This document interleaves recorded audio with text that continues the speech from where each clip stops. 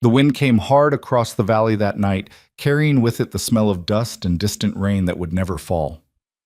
Mara Holt stood on the porch of her ranch house, a Winchester rifle resting against her shoulder, her eyes scanning the darkness beyond the fence line. She'd been standing there for 3 hours, waiting. She knew they were coming.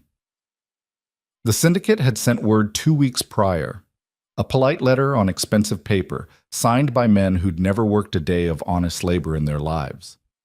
The message was simple: sell or suffer the consequences.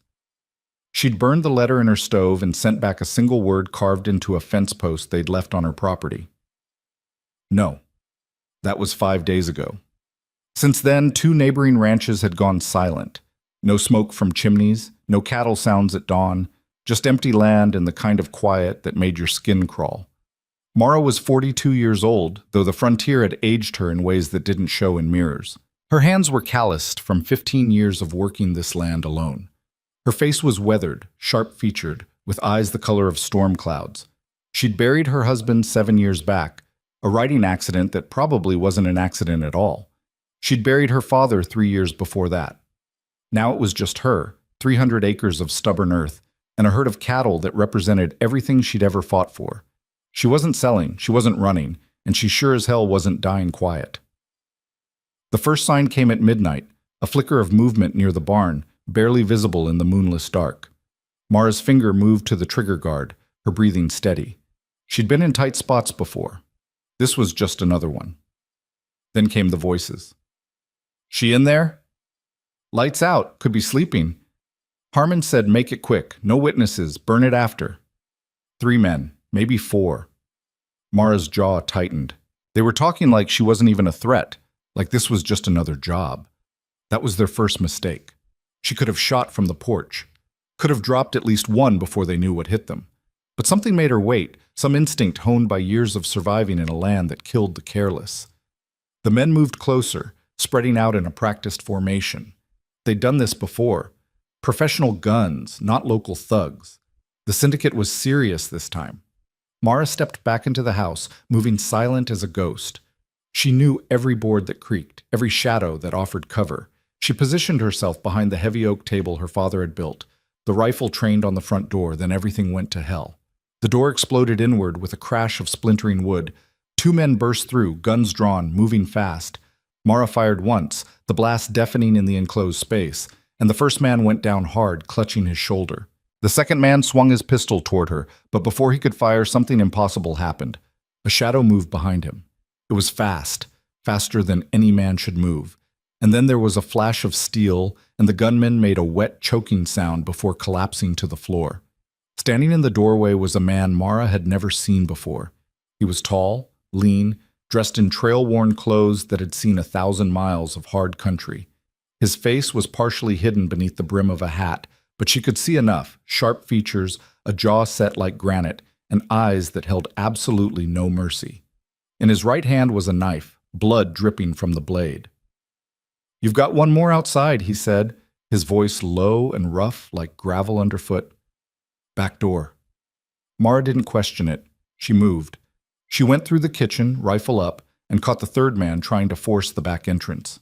She fired through the door, wood splinters and a scream, and when she yanked it open, the man was on the ground, crawling away, leaving a blood trail in the dirt. She walked up to him, rifle aimed at his head. "Who sent you?" The man was young, maybe 25, his face twisted in pain. "Please, I'm just—" "Who sent you?" "Harmon. Clay Harmon. He's with the Western Territory Syndicate. Please, don't—" Mara pulled the trigger. The shot echoed across the empty valley. Silence fell like a blanket. She stood there for a long moment, the rifle still raised, her heart pounding in her chest. Then she turned and walked back inside. The stranger was standing over the bodies, cleaning his knife with a cloth he'd pulled from his pocket. He didn't look up when she entered. "You got a name?" Mara asked. "Rowan Cade?" "You always kill men in strangers' houses, Mr. Cade?" He finally looked at her, and for the first time she got a clear view of his eyes. They were gray, cold, and utterly unreadable. Only when they're about to kill someone who doesn't deserve it. Mara studied him. Most men would have offered some explanation by now, some story about why they happened to be passing through, why they'd intervened. This man offered nothing, just stood there, waiting. Why? She asked. Why what? Why help me? Rowan slid the knife back into a sheath at his belt. Because you're not the first ranch they've hit, and you won't be the last. Something cold settled in Mara's stomach. You know about the others. I know the syndicate's been moving through this valley for 6 months, buying up land one way or another, the ones who won't sell. He gestured to the bodies on her floor. They don't tend to last long. And what's your stake in this? Rowan's expression didn't change. Let's just say the syndicate and I have unfinished business. Mara lowered her rifle slightly, though she didn't set it down. You planning on telling me what that business is? No. Then why should I trust you? You shouldn't. Rowan moved toward the door, stepping over the bodies like they were nothing more than fallen timber. But those men you just killed? They're going to be missed. Come morning, Harmon's going to send more. And next time, it won't be 3 guns. It'll be 30. Mara felt the weight of that statement settle over her. She'd known this was coming, had known since the first letter arrived, but hearing it spoken out loud made it real in a way that chilled her blood. So what do you suggest? She asked, hating that she had to ask at all. Rowan paused in the doorway, his silhouette framed against the darkness outside. I suggest you decide whether you're ready to fight a war, because that's what this is, and you can't win it alone. Then he was gone, melting into the night like smoke. Mara stood there in her blood-stained home, surrounded by corpses and the wreckage of her front door, and for the first time in 15 years she felt something she hadn't allowed herself to feel. Fear. Not of dying. She'd made peace with that possibility long ago. But fear of what came next. Fear of the choice she knew she'd have to make. Because Rowan Cade was right. This was war. Months. Dawn came cold and gray, painting the valley in shades of ash and iron. Mara had spent the night dragging bodies into the barn and cleaning blood from her floors. She didn't sleep, couldn't afford to. At first light, she saddled her horse, a tough, rangy mare named Smoke, and rode out to the ridge that overlooked the valley. From there, she could see for miles. The patchwork of ranches that dotted the landscape, the distant mountains, the thin ribbon of road that connected this isolated corner of the territory to the rest of the world. She could also see the empty ranches. The Morrison place, dark and abandoned. The Chen family's homestead, cattle scattered and fences broken. The old Garrett ranch, nothing but burned timber and ash. How many had they killed? How many had they driven out? And how had she not seen it happening? You were too busy surviving. Mara spun in her saddle. Rowan Cade sat on his horse about 20 yards away, like he'd been there the whole time. In the daylight, she got a better look at him. Mid-30s, she guessed, though it was hard to tell. He had the kind of face that could belong to a man of 25 or 50, weathered, scarred, with the distant look of someone who'd seen too much and forgotten how to look away. You always sneak up on people? Mara asked. Only when they're too distracted to notice. He rode forward, stopping beside her. See it now? See what? The pattern. Rowan pointed across the valley. Western Territory Syndicate started 6 months ago at the far end. Small ranches first, easy targets, folks who couldn't afford to fight back. They bought some out, scared others off, and the ones who refused. He let the sentence hang. Mara's hands tightened on the reins. Why? This land's barely profitable. Why go through all this trouble? Railroad. The word hit her like a physical blow. They're planning a spur line through the valley, Rowan continued, which means every acre of land between here and the mountains is about to be worth 10 times what it is now. Maybe more. The syndicate knows it.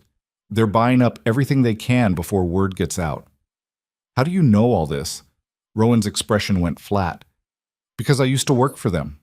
Mara stared at him. You were one of them. Was. And now? Now I'm the loose end they wish they'd tied up when they had the chance. There was something in the way he said it, something dark and bitter, that told Mara there was a hell of a story there. But before she could ask, movement in the valley below caught her attention.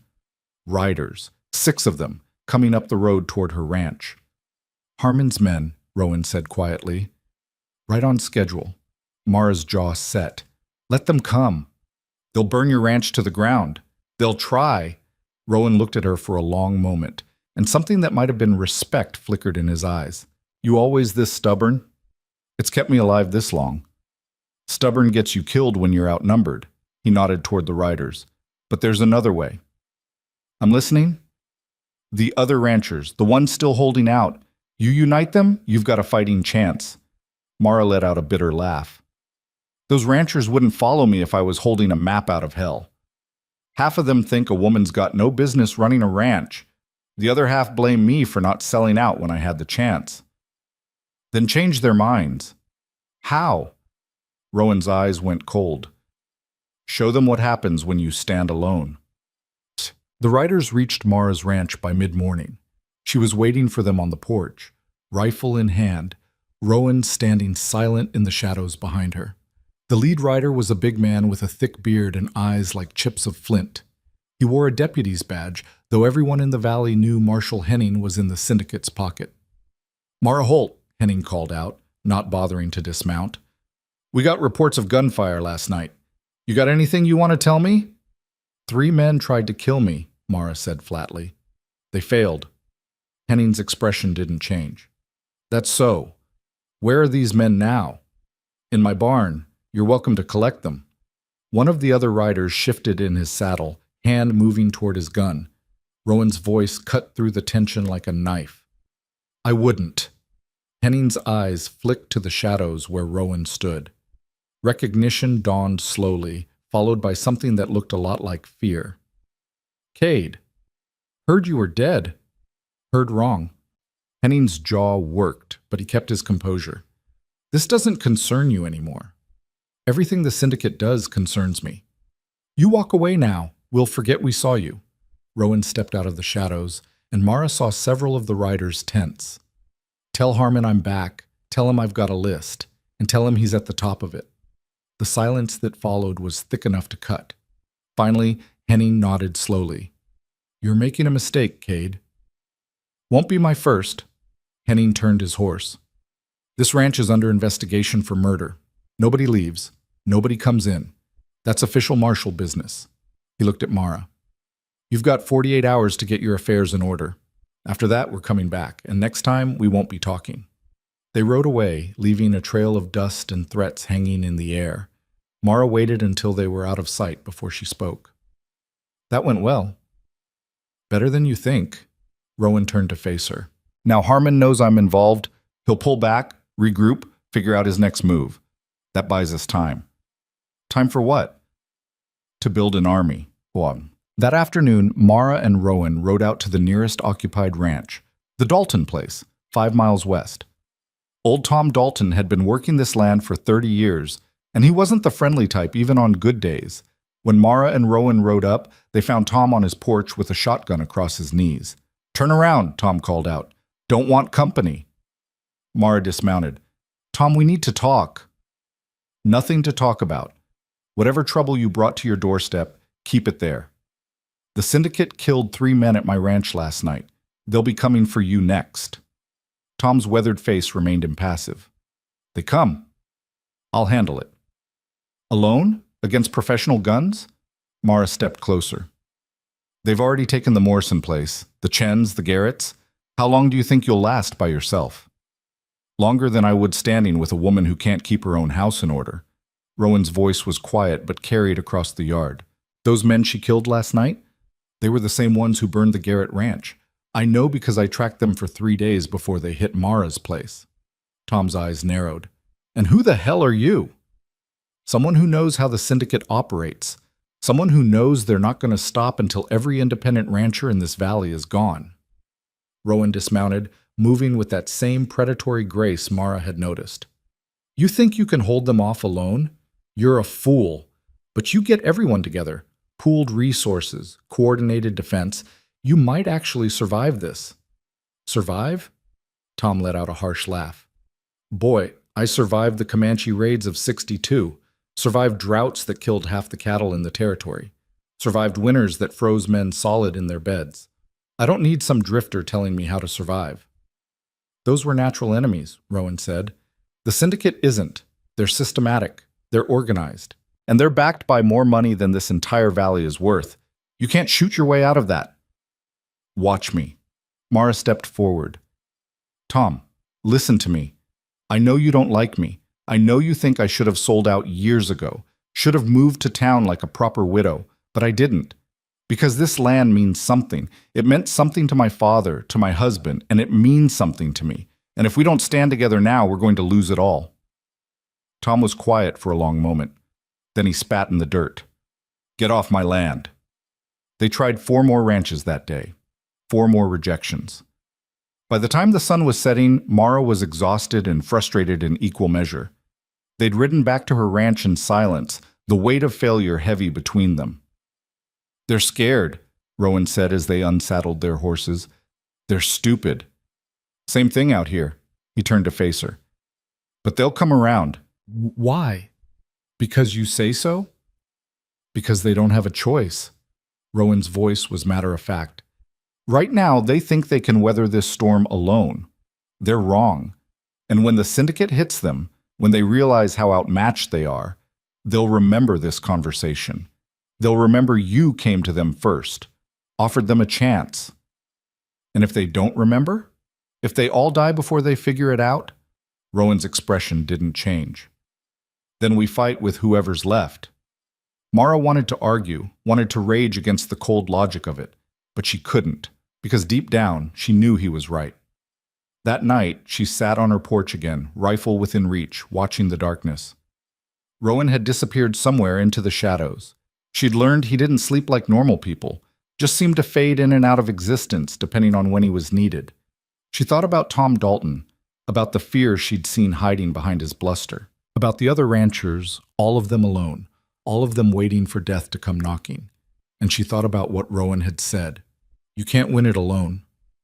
The truth of those words burned, because Mara Holt had spent 15 years alone. 15 years proving she didn't need anyone, didn't need help, didn't need mercy. She'd built her entire identity around being unbreakable, untamable, unwilling to bend. But maybe that was the problem.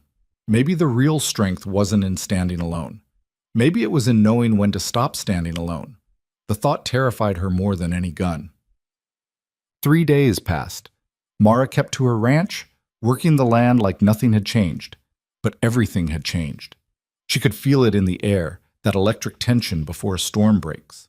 Rowan spent his time scouting, watching the roads, tracking the syndicate's movements. He'd return at odd hours with updates. More riders moving into the valley, supply wagons heading toward the syndicate's main camp, hired guns arriving by the dozen. They're preparing for something big, Rowan said on the 3rd night. Not just individual raids anymore. They're mobilizing. How long do we have? A week? Maybe less. Mara nodded slowly. Then we stop waiting for them to come around. We make them listen. How? She met his eyes. The Dalton Ranch. It'll be their next target. Isolated, stubborn owner, easy to make an example of. We'll be there when they hit. They'll have numbers. So we'll be smart. Something that might have been approval flickered across Rowan's face. You have a plan? I have the beginning of one. You any good at building traps?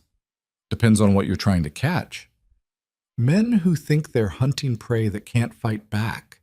Rowan's smile was cold and sharp as broken glass. Then yeah, I'm pretty good at that. They spent the next 2 days preparing. Rowan taught Mara things she'd never learned in 15 years of ranch work. How to set tripwires that would bring down a horse. How to create kill zones where superior numbers meant nothing. How to turn familiar territory into a death trap for anyone who didn't know every inch of it. The syndicate fights like an army, Rowan explained as they worked. Organized, disciplined, overwhelming force. That's their strength, but it's also their weakness. How so? Armies need supply lines, need communication, need commanders giving orders. You disrupt any of that, they fall apart. He drove a stake into the ground, marking another tripwire position. We're not trying to beat them in a straight fight. We're trying to make them bleed, make them scared, make them question whether this valley is worth the cost. Mara understood the logic, but there was something else bothering her. You've done this before, she said. This isn't just theory. Rowan didn't answer for a long moment. When he did, his voice was distant. I was a military scout, worked the frontier conflicts for 10 years, learned how to fight wars the army couldn't win with conventional tactics. And then? And then I met a man named Clay Harmon. He recruited me into the syndicate, said they needed someone with my skills to help pacify difficult territories. Rowan's jaw tightened. I didn't ask too many questions, figured it was just business. What changed? I saw what we were doing, who we were hurting, families like yours, working land they'd bled for, and we were just taking it because we could, because it was profitable. He looked at her, and for the first time she saw real emotion in those cold eyes. I tried to leave. Harmon made it clear that wasn't an option, so I killed 6 of his men and disappeared. And now you're back. Now I'm back. He returned to his work. And I'm going to finish what I started. So, the attack came on the 6th night. Mara and Rowan were positioned on a ridge overlooking the Dalton Ranch, watching, waiting. They'd warned Tom earlier that day. He told them to go to hell, but Mara had seen the fear in his eyes. He knew they were right. Just after midnight, riders appeared. 12 of them, moving quiet and purposeful through the darkness. They spread out in a practiced formation, surrounding the ranch house, cutting off escape routes. Military discipline, Rowan murmured. Harmon's using his best men. Mara's finger moved to her rifle trigger. Then let's see how they handle a real fight. They'd spent 2 days rigging the approaches to the Dalton Ranch with traps. Simple, but effective. As the syndicate men moved into position, the first trap triggered. A tripwire snapped tight, yanking a rider from his saddle. The man hit the ground hard, his horse screaming and bolting. Before the others could react, a second trap went off. A deadfall that crashed down on 2 more riders, pinning them beneath heavy timber. Chaos erupted. Men shouted, horses panicked, and in the confusion, Rowan moved. He was down the ridge before Mara could blink, a shadow among shadows, and then there was gunfire. Short, precise bursts that dropped 2 more riders. Mara added her own fire from above, picking targets with the cold efficiency of someone who'd learned to shoot before she'd learned to read. Tom Dalton burst out of his ranch house, shotgun blazing, and suddenly the syndicate men found themselves caught in a crossfire they hadn't expected. It was over in 3 minutes. 4 syndicate men dead, 3 wounded, the rest retreating in disarray, leaving their fallen behind. Silence settled over the ranch like a shroud. Tom stood in his yard, shotgun still raised, staring at the carnage. Slowly he turned to look up at the ridge where Mara had been firing from. She rode down, Rowan materializing beside her like a ghost. Tom looked between them, his weathered face unreadable. Then he lowered his shotgun. "Reckon I owe you," he said quietly. "You don't owe me anything," Mara replied. "But we need to talk. All of us. Because this was just the beginning." Tom was quiet for a long moment. Then he nodded. "I'll send word to the others. We meet at your place tomorrow, noon." "They'll come?" "They'll come." Tom's expression was grim. "Because if tonight taught me anything, it's that you were right. We can't win this alone." By noon the next day, Mara's ranch was more crowded than it had been in 15 years. 11 ranchers showed up, everyone who was left in the valley. They came wary, distrustful, but they came. Tom Dalton had spread the word about the attack, about how Mara and Rowan had saved his life. Word traveled fast in desperate times. They gathered in Mara's barn, standing in a rough circle, weathered faces and hard eyes studying each other. These were people who'd spent years as neighbors but never friends, divided by pride and competition and the simple fact that frontier life didn't leave much room for community. Mara stood before them, feeling the weight of their attention, their doubt, their fear. "I'm going to make this simple," she began. "The Western Territory Syndicate wants this valley. They've already taken 5 ranches. They'll take the rest unless we stop them. And how exactly do we stop an organization backed by railroad money?" This from Sarah Chen, a tough-as-nails widow who'd been running her family's ranch since her husband disappeared 6 months back. "We make it cost more than it's worth," Rowan said, stepping forward. "The syndicate operates on profit margins. They've budgeted a certain amount for acquiring this land. We make sure they exceed that budget. in blood, in money, in time. You're talking about war, another rancher said. Jacob Reeves, young, maybe 28, with the kind of idealism that hadn't been beaten out of him yet. We're already in a war, Mara countered. The only question is whether we fight it together or die separately. Silence. Then Tom Dalton spoke up. I've known most of you for years. Some of you I like, some I don't. But here's the truth. Mara's right. We stand together or we fall alone. I'm done falling. One by one, heads nodded. It wasn't trust, not yet. But it was agreement, and that was enough. All right, Mara said.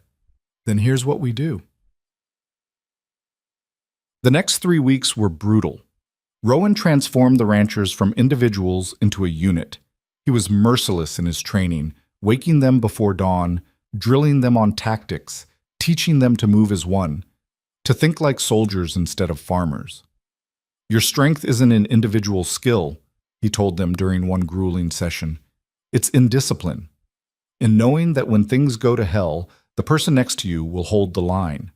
Some of them hated him for it, thought he was too harsh, too demanding, but they learned. They learned how to set ambushes, how to read terrain for tactical advantage, how to conserve ammunition, how to kill efficiently. Mara worked alongside them, refusing any special treatment. If anything, she pushed herself harder than anyone else, knowing they were watching, judging, waiting for her to fail. She didn't fail. And slowly, grudgingly, respect began to build. But it came at a cost. 1 week into training, the syndicate struck back. They hit the Morrison Ranch, still abandoned, but valuable as a symbol, burned it to the ground and left a message carved into a fence post.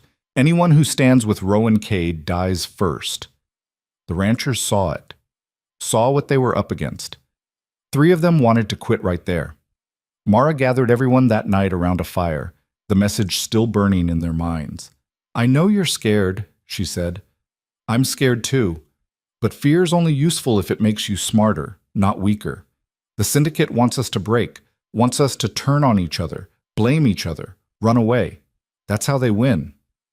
They've got an army, Sarah Chen said quietly. We've got 11 people. 12, Rowan corrected. And I've seen smaller groups hold impossible positions. Seen 5 men hold off 50 because they refused to break. Those men die? Jacob Reeves asked. Some of them.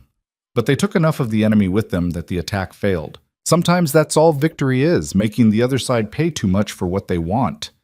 It was a cold comfort, but it was honest. And these were people who respected honesty. We stay, Tom Dalton said finally. We train, we fight, and if we die on our feet. The others murmured agreement, all except one. Daniel Cross was a younger rancher, maybe 30, who'd inherited his land from an uncle. He stood up, face pale. I can't do this. I'm sorry, Mara, but I've got a wife, 2 kids. I can't risk them for this. Mara wanted to be angry, wanted to call him a coward, but she understood. Go, she said quietly. No judgment. Family comes first. Daniel nodded, relief flooding his face. He left that night. 2 days later, the syndicate burned his ranch anyway, killed his wife, took his children. The message was clear. There was no neutral ground, no safe choice, no escape. When word reached the remaining ranchers, something changed. The fear that had been holding them back transformed into something else. Rage. Cold, focused, deadly rage. Now they understand, Rowan said quietly to Mara as they watched the ranchers train with renewed intensity. Now they're ready. Ready for what? Rowan's eyes were distant, calculating. To become exactly what the syndicate fears most, which is people with nothing left to lose. The bodies in Mara's barn drew flies by morning. She'd covered them with canvas, but death had a smell that no amount of fabric could hide. Standing in the doorway with her coffee growing cold in her hands, she studied the 3 men she'd killed and felt nothing. No guilt, no satisfaction, just the hollow acknowledgement that this was what survival looked like now. Rowan appeared beside her without warning, moving silent as always in the pre-dawn light. He'd been gone since their conversation the previous evening, but now he was back, his clothes dusty from hard riding. Henning's pulling his men back to town, he said without preamble. Harmon's consolidating at the main camp. They're regrouping, trying to figure out their next move. How long do we have? Days. Maybe a week if we're lucky. Rowan studied the covered bodies. You bury them yet? Was planning to burn them. Easier than digging graves for men who tried to kill me. Burn them and you send a message. Bury them and you show you're better than they are. He looked at her. Which message do you want to send? Mara hadn't thought about it that way. She'd just been focused on disposal, on removing the evidence of violence from her home. But Rowan was right. Everything they did now would be watched, judged, interpreted by the people they needed to convince. Help me dig, she said. They spent the morning excavating 3 graves on the far edge of her property, where the land sloped down toward a creek that ran year-round. It was hard work made harder by the August heat, and by noon both of them were soaked with sweat and streaked with dirt. But the graves were deep enough, and the bodies went into them without ceremony or words. As Mara patted down the last shovelful of earth, she saw dust rising on the road. Riders approaching. Her hand went instinctively to her rifle, but Rowan shook his head. It's Tom Dalton, and he's not alone. Tom rode up with 3 other ranchers in tow, Sarah Chen, Marcus Webb, and a younger man Mara recognized as Jacob Reeves. They all looked wary, sitting their horses like they were ready to bolt at the first sign of trouble. Heard you had some excitement, Tom said, his eyes taking in the fresh graves, the bullet-scarred walls of Mara's house. Nothing I couldn't handle. That's what worries me. Tom dismounted slowly, his joints creaking with age. Word spreading about what happened here, about Rowan Cade showing up, about you killing syndicate men. They came to kill me first. I know, and part of me respects that you stood your ground, but the other part knows what's coming next. Tom looked at the other ranchers. We've been talking, all night actually, arguing mostly, but we came to a decision. Mara braced herself for rejection, for the speech about how they couldn't risk getting involved, how they had their own families to think about. But Tom surprised her. We're in, all of us. Whatever fight's coming, we'll face it together. For a moment, Mara couldn't speak. She'd spent so many years alone, so many years being told she was too stubborn, too difficult, too unwilling to bend. And now these people who'd barely spoken to her in years, were offering to stand beside her. You understand what that means? Rowan asked, stepping forward. The syndicate won't see this as just Mara's fight anymore. They'll come after all of you, your families, your land, everything you've built. We know, Sarah Chen said, her voice steady despite the fear Mara could see in her eyes. But Tom showed us what you showed him, the pattern, the evidence that they're coming for all of us anyway. At least this way, we're not waiting for the knife. Marcus Webb spat in the dust. Besides, I'm tired of being scared, tired of watching my neighbors disappear and pretending it's not my problem. My father didn't build this ranch so I could surrender it to thieves. And I'm just tired of running, Jacob Reeves added. He was young, maybe 28, with the kind of idealism that the frontier usually crushed within a few years. I came out here to build something. Time I actually fought for it. Mara looked at each of them, seeing the fear they were trying to hide, the courage they were forcing themselves to display. They weren't soldiers. They were farmers and ranchers who probably hadn't fired a gun in anger in their lives. But they were here. All right, she said, then we start training today, because when the syndicate comes, and they will come, we need to be ready. The next week transformed Mara's ranch into something between a military camp and a fortress. Rowan took charge of the training with an intensity that bordered on ruthless. He woke them before dawn, ran them through drills until their hands bled, and pushed them past exhaustion into the place where instinct took over from thought. You're not fighting for glory, he told them on the 3rd day, after Marcus had collapsed from exhaustion. You're fighting to survive, which means you need to be meaner, smarter, and more willing to do whatever it takes than the men trying to kill you. He taught them how to move in the dark, how to read terrain for tactical advantage, how to set ambushes and coordinate fire. But more than that, he taught them how to think like soldiers instead of civilians. The syndicate's strength is in their organization, Rowan explained, drawing diagrams in the dirt with a stick. They move like an army because most of them were army. They understand command structure, coordinated assaults, overwhelming force. You can't beat that by fighting the same way. So how do we beat it? Jacob asked, studying the diagrams with intense focus. You make them fight your fight instead of theirs. You use the land. You hit and fade. You make them chase ghosts while you pick them apart piece by piece. Rowan looked up at the assembled group. And most important, you never ever let them isolate you. The moment one of you is alone, you're dead. You stay together, watch each other's backs, and make them pay in blood for every inch of ground. The training was brutal, but it was working. Mara could see the change in her people, the way they moved with more confidence, the way they started thinking tactically instead of reactively. Sarah Chen, who'd been terrified during the first drill, now moved through the exercises with grim determination. Marcus Webb, despite his initial collapse, pushed himself harder than anyone. Even Tom Dalton, at 63 years old, kept pace with the younger ranchers through sheer stubborn will. But the real transformation was in how they related to each other.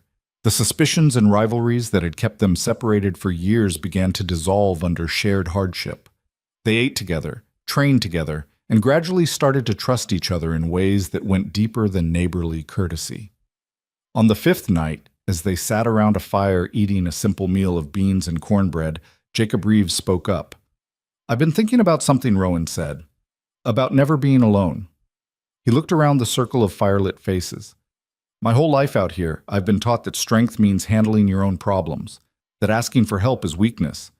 But that's what the syndicate counts on, isn't it? That we'll stay divided because we're too proud to admit we need each other." "Pride's a luxury," Tom said, his voice rough. "Can't afford luxuries when you're fighting for your life." "It's more than that," Sarah added.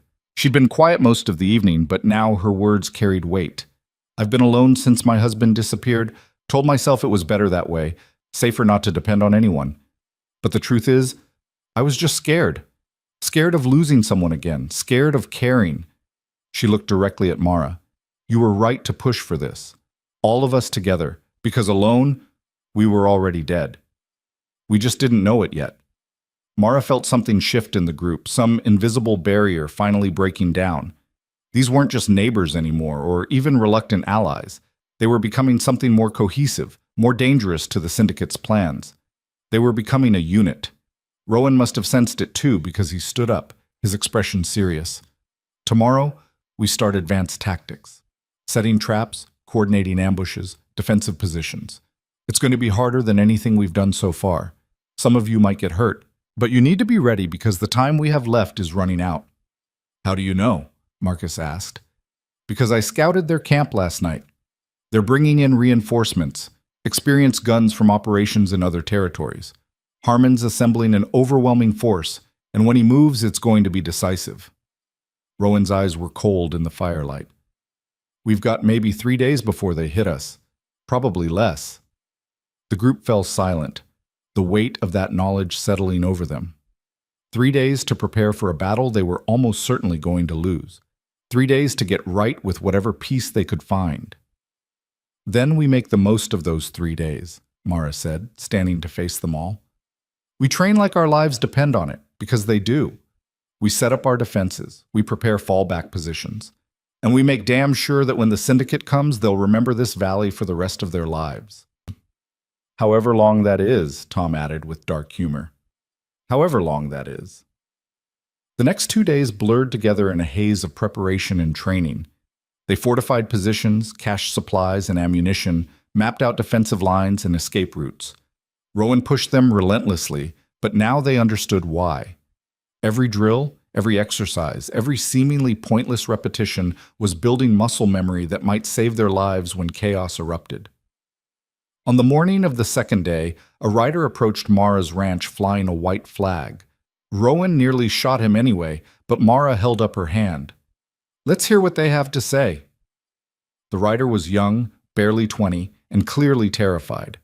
He handed over a sealed letter addressed to Mara, then fled before anyone could question him.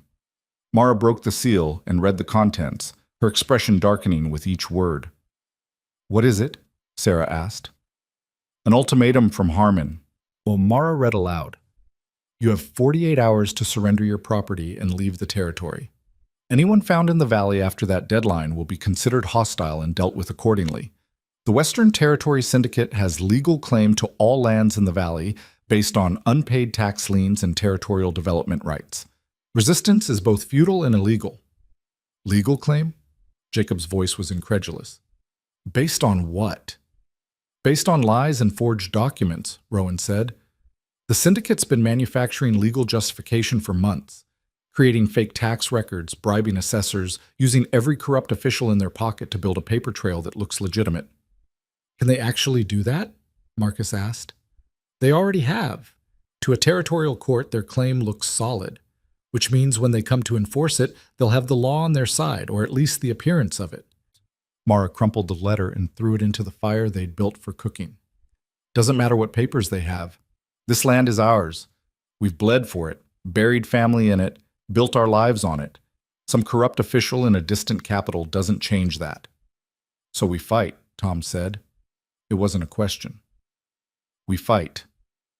That evening, as the sun set on what might be their last day of peace, Mara found herself alone on her porch again. She'd sent the others back to their ranches to make final preparations, to say whatever goodbyes they needed to say to family members who were being evacuated to safety in town. Rowan joined her as the stars began to appear, 2 cups of coffee in his hands. He offered her one and she took it gratefully, savoring the bitter warmth. You should leave, he said quietly. Not this again. I'm serious, you've done enough. You brought everyone together, gave them a fighting chance, but you don't have to die here. Neither do you. I'm already dead.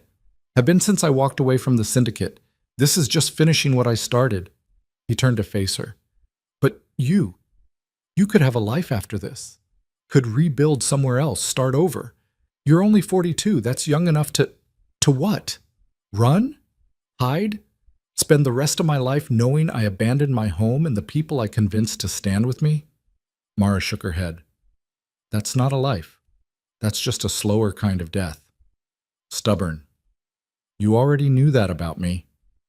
They drank their coffee in silence for a while, listening to the night sounds of the valley, crickets, a distant owl, wind moving through grass. Peaceful sounds that would soon be drowned out by gunfire and screaming. Tell me something, Mara said eventually. When this is over, assuming any of us survive, what then? What do you do with the rest of your life?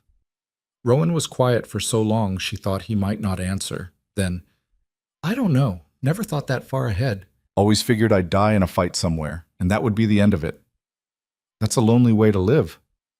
It's the only way I know.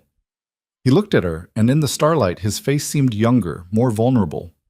But lately I've been wondering what it would be like, to have something worth surviving for instead of just something worth dying for.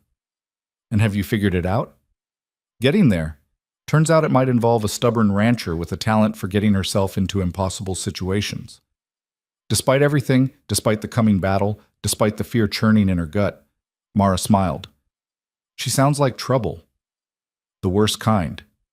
And you're interested anyway? Apparently I have terrible judgment. But he was smiling too, that rare expression that transformed his face from cold and calculating to something almost human. Mara set down her coffee and moved closer to him, close enough to feel the warmth of his body in the cooling night air.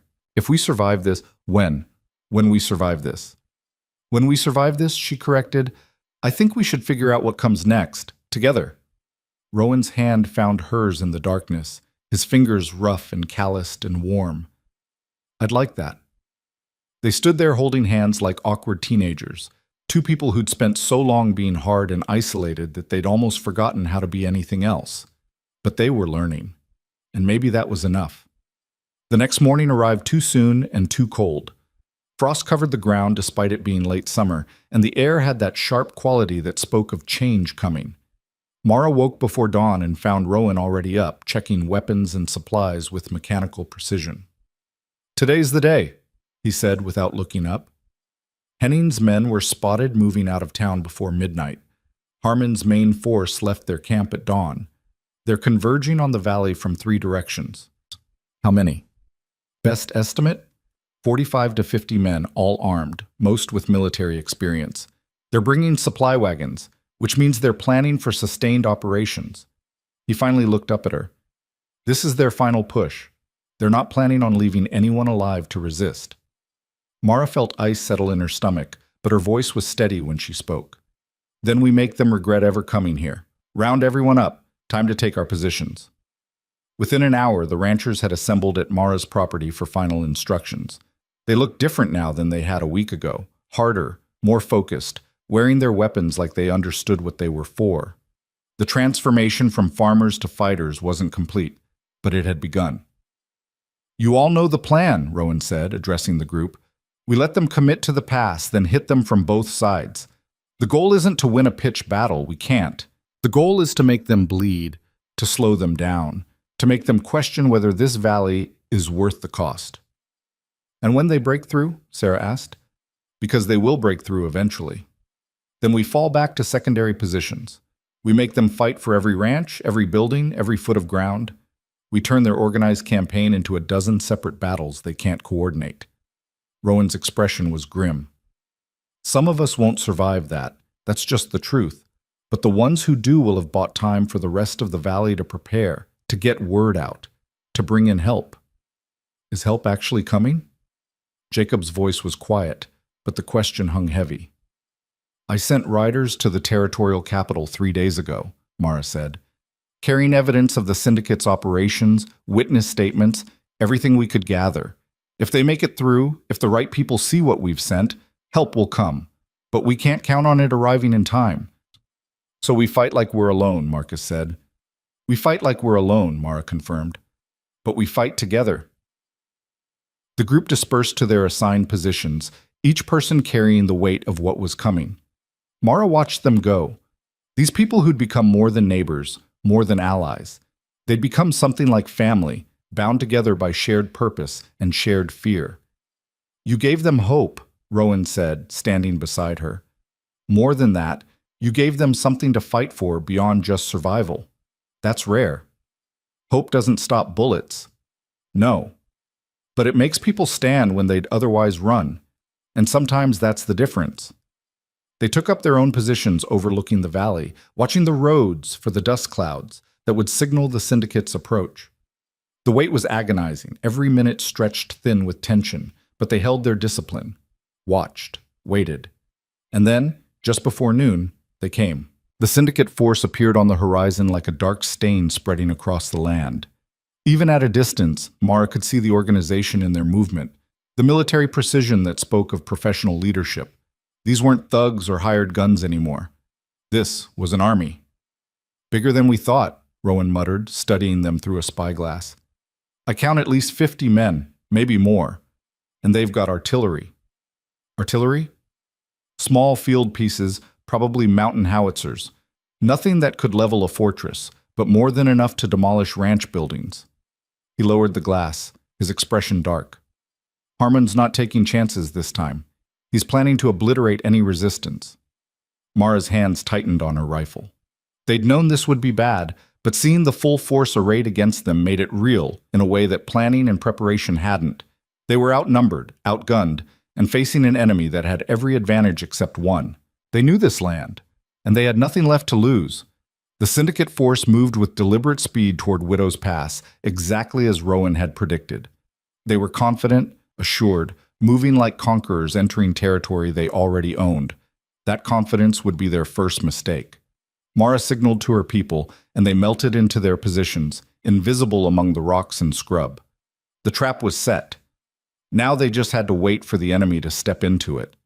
As the first syndicate riders entered the pass, Mara felt time slow down. This was the moment. Everything they'd trained for, everything they'd prepared came down to the next few minutes. Her heart hammered against her ribs, her mouth was dry, but her hands were steady on her rifle. She could hear Rowan's voice in her memory from the training sessions. Fear is good. Fear keeps you sharp, but don't let it control you. When the moment comes, you breathe through it and you do what needs to be done. The syndicate column moved deeper into the pass, their formation tight and professional. Mara counted silently, waiting for the signal, waiting for the perfect moment when they were committed and vulnerable. Rowan's flare arced into the sky, and the valley erupted into war. The syndicate's retaliation for Daniel Cross's family came swift and merciless. But what they hadn't counted on was the response it would trigger. The remaining ranchers didn't scatter in fear. They hardened. Every dawn found them training harder, every dusk found them fortifying their positions, and every night found them planning with a precision that would have impressed actual military commanders. Rowan stood before them on the fourth week, the morning sun casting long shadows across Mara's ranch yard where they'd gathered. 11 faces looked back at him, weathered, determined, and carrying the weight of what they'd all lost. "The syndicate's going to come at us with everything they have," Rowan said, his voice cutting through the cold air. "They've been consolidating forces at their main camp outside Blackwater Ridge. My count puts them at 47 armed men, plus another dozen support staff. They've got supplies for a sustained campaign, and they're not planning on leaving until this valley belongs to them." 47 against 11, Saracen said. Her voice was steady, but Mara could see the calculation in her eyes. "Those aren't fighting odds. They are if you make them fight on your terms." Rowan pulled out a hand-drawn map and spread it across a barrel. "The valley has 3 main approaches. We can't defend all of them simultaneously with our numbers, so we don't try. We force them to come at us where we want them." Tom Dalton leaned over the map, studying it with the eye of someone who'd known this land for 3 decades. "You're talking about Widow's Pass. It's the only route that makes sense for moving heavy equipment and large numbers. The other approaches are too narrow, too exposed. If they want to hit us all at once, and they will because that's how Harmon thinks, they'll come through there." "It's also a natural kill zone," Jacob Reeves added, understanding dawning on his face. "High ridges on both sides, narrow floor, limited visibility." Rowan nodded. "We turn your ranches into fortified positions, connected by runners and signal fires. When they move through the pass, we hit them from above. Not to win a direct engagement. We can't. But to bleed them, slow them, make them question every step forward." "And then what?" This from Marcus Webb, a grizzled rancher who'd barely spoken during the entire training period. "They'll still have numbers on us. They'll still be able to overrun any position we hold." "That's why we don't hold," Mara said, stepping forward. She'd been going over this plan with Rowan for days, refining it, looking for holes. "We hit and move, use the terrain, make them chase shadows, while we pick them apart piece by piece." "Guerrilla tactics," Sarah said quietly. "That's what you're describing." "It's the only tactic that works when you're outnumbered 4-1, Rowan replied. "The syndicate's strength is in their organization, their discipline, their resources. But every one of those becomes a weakness if we can disrupt them, make them paranoid, make them waste ammunition on ghosts, make them so focused on finding us that they can't coordinate their real assault." The ranchers exchanged glances. This was beyond anything they'd imagined when they'd agreed to stand together. This wasn't just defending their land, this was becoming something else entirely. "How long do we have?" Tom asked. 3 days? Maybe 4. Rowan rolled up the map. "They're waiting on a final shipment of ammunition and supplies. Once that arrives, they'll move. We need to be ready before then." The group dispersed to their assignments, each rancher heading back to their property with specific instructions. Fortify key positions. Cache supplies and ammunition. Prepare fallback routes. Transform their homes into tactical positions that could be defended and abandoned as needed. Mara and Rowan stayed behind, watching them go. "You think they're ready?" Mara asked. "No." Rowan's answer was blunt. "But they're as ready as they're going to get. The real question is whether they'll hold when the shooting starts. Training's one thing. Actually standing your ground when bullets are flying and people are dying, that's something else entirely." "They'll hold." "You sound certain." "I am." Mara turned to face him. "They've all lost too much to run now. The syndicate made sure of that when they killed Daniel's family. These people aren't fighting for land anymore. They're fighting because there's nothing left to do but fight." Rowan studied her for a long moment. "And you? What are you fighting for?" The question caught her off guard. She'd been so focused on the tactical aspects, on keeping everyone together, on survival, that she hadn't stopped to examine her own motivations.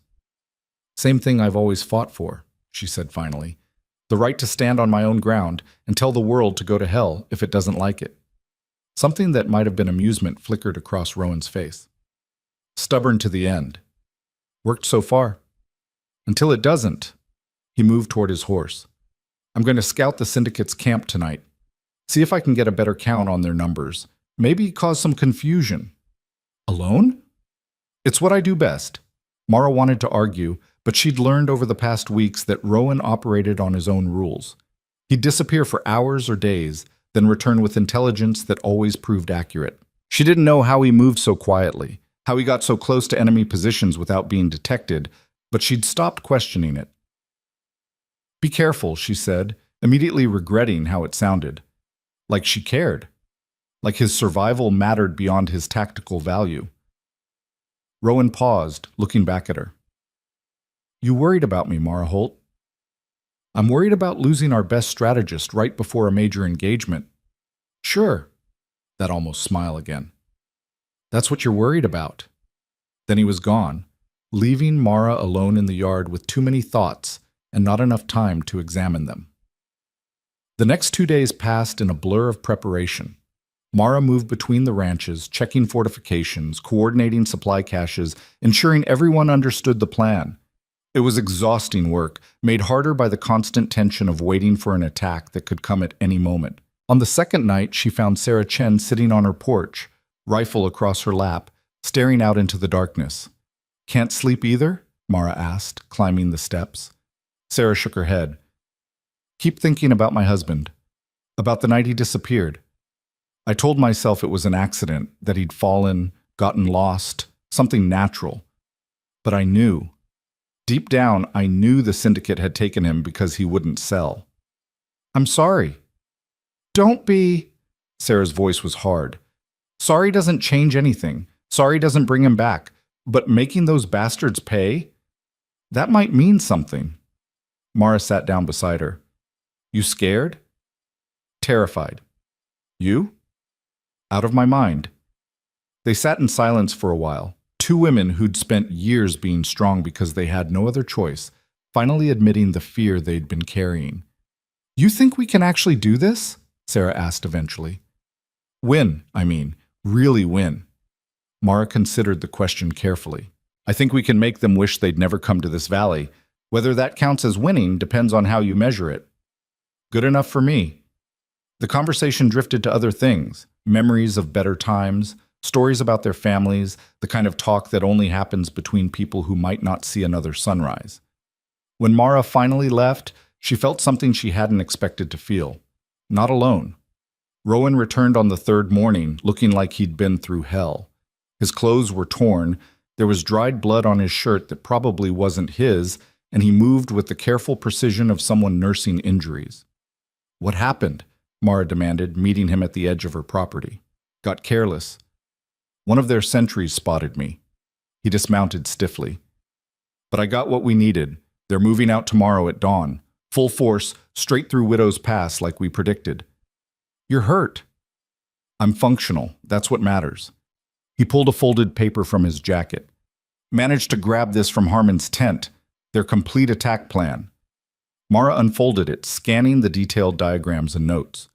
Her blood ran cold as she understood what she was seeing. They're not just planning to take the ranches, she said slowly.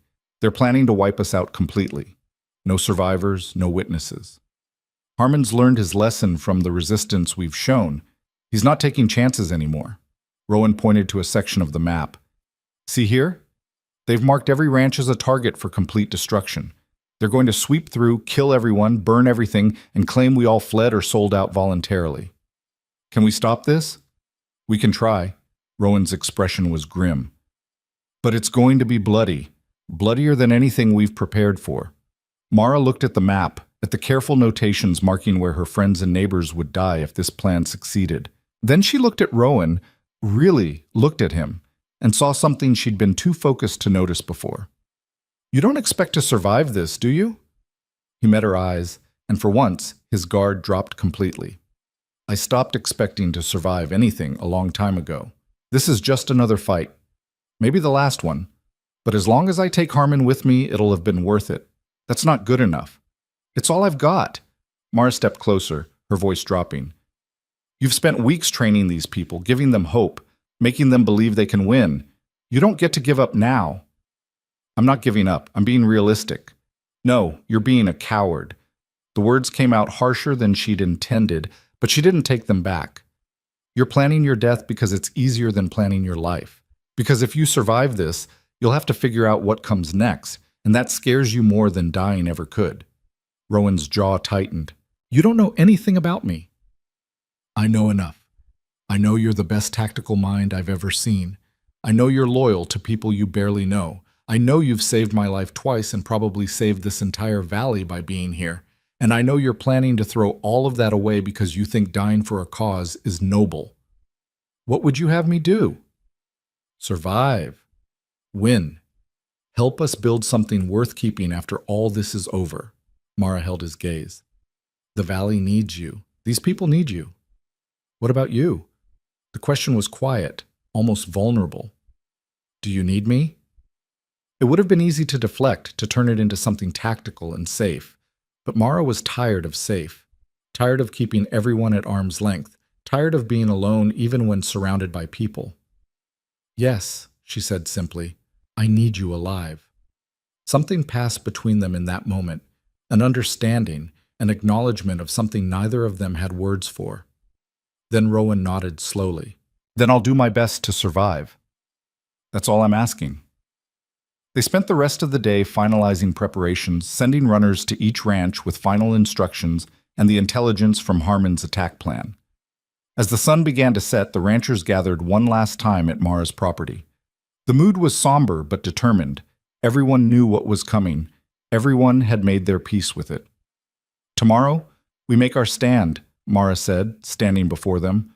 Not because we want to, not because we're heroes, but because we're out of choices and out of time. The syndicate thinks they can sweep through this valley and erase us like we never existed. They're wrong. We hit them in the pass at dawn, Rowan continued, pointing to positions on the map they'd all memorized. Sarah and Marcus take the North Ridge. Tom and Jacob hold the South. The rest spread according to your assignments. Remember your training. Remember your fallback positions. And remember that you're not alone up there.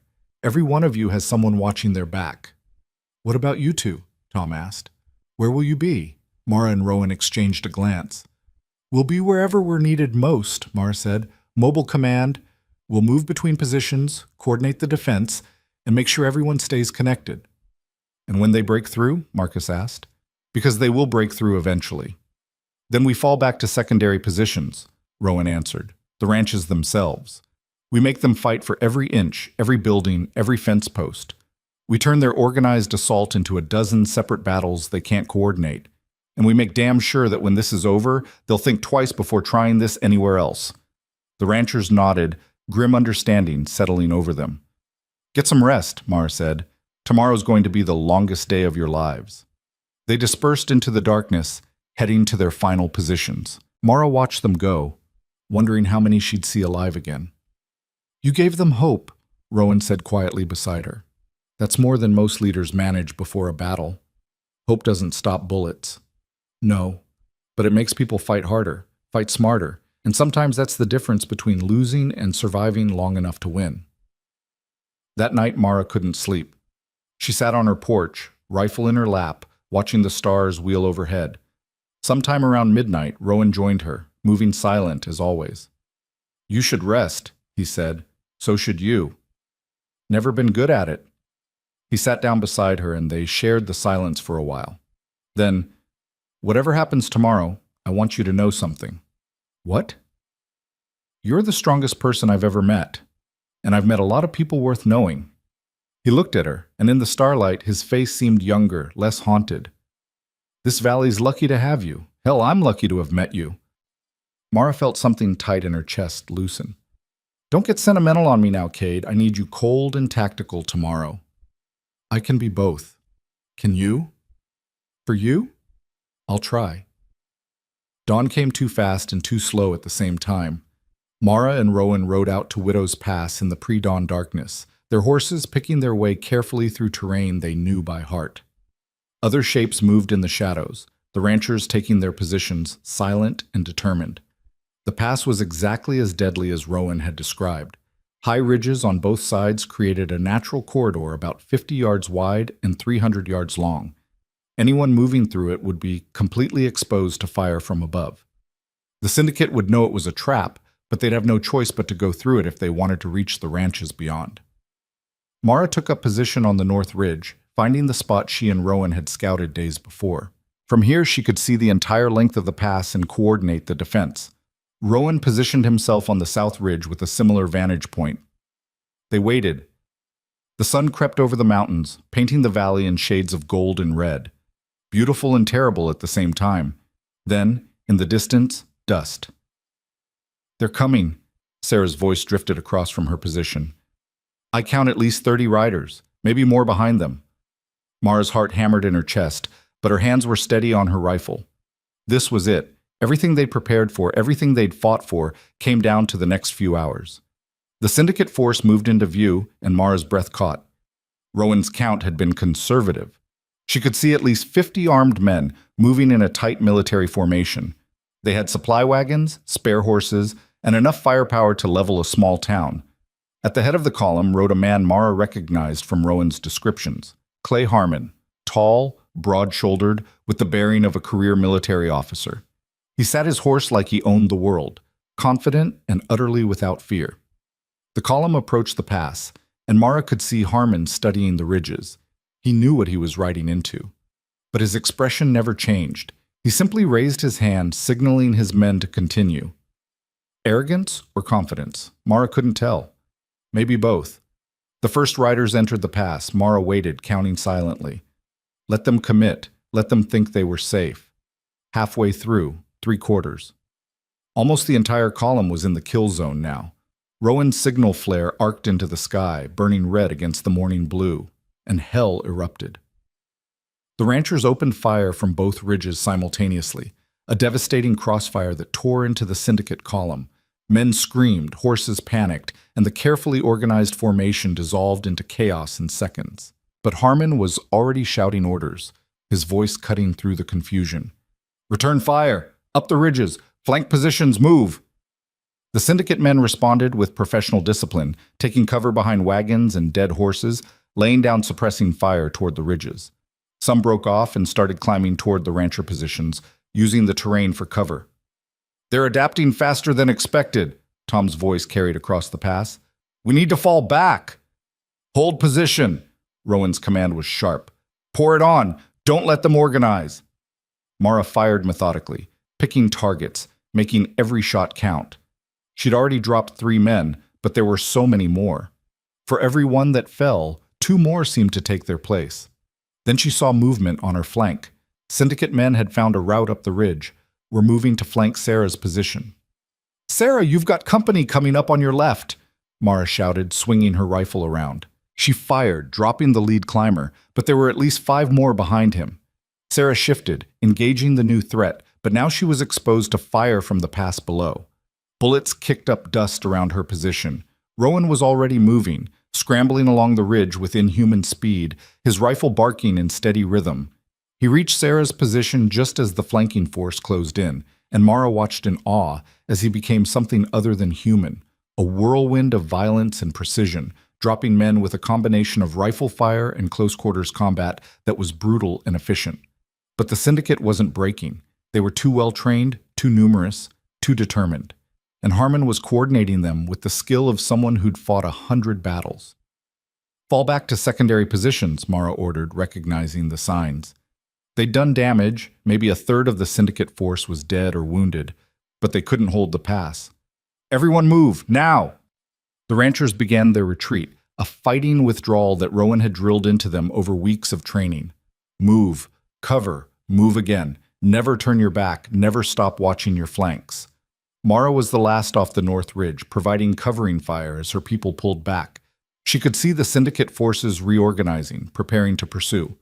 Harmon sat his horse in the center of the carnage, studying the ridges, and even at this distance, Mara felt his eyes find her. He knew who she was, knew she was the leader, and she could see the calculation in his posture. This wasn't over, not even close. She turned and ran, following her people toward the next defensive line, her mind already racing ahead to the next stage of the battle.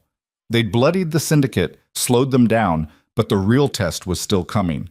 Because now the syndicate knew what they were facing, knew the ranchers could fight, knew this wouldn't be the easy sweep they'd planned, And men like Harmon didn't accept failure well. The war for the valley had truly begun. The retreat from Widow's Pass turned into a running battle that stretched across 3 miles of brutal terrain. Mara led her group through gullies and over ridges they'd mapped during training, always staying just ahead of the syndicate pursuit. Behind them, gunfire echoed like thunder, punctuated by screams and the crash of falling rocks as both sides used every advantage the land offered. They reached the first fallback position, Sarah Chen's ranch, just as the sun hit its zenith. The buildings had been fortified over the past week, windows barricaded, firing positions prepared, escape routes marked. It wasn't a fortress, but it would slow the syndicate down. "Everyone inside," Mara shouted as her people scrambled for cover. "Take your positions! They'll be on us in minutes!" Sarah was already at her assigned window, rifle ready, her face a mask of grim determination. Tom Dalton positioned himself on the second floor with a clear view of the approach. Jacob Reeves and Marcus Webb took the barn, which offered excellent sightlines to the flanks. Rowan appeared beside Mara, breathing hard but still moving with that predatory efficiency.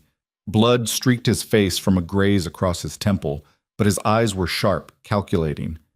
"We hurt them in the pass," he said, checking his ammunition. "Maybe 15 dead, another 10 wounded, but Harmon's regrouping faster than I expected. He's good." "How good?" "Good enough to have served under General Sheridan during the war. Good enough to have commanded frontier garrisons against Sioux war parties." Rowan's expression was dark.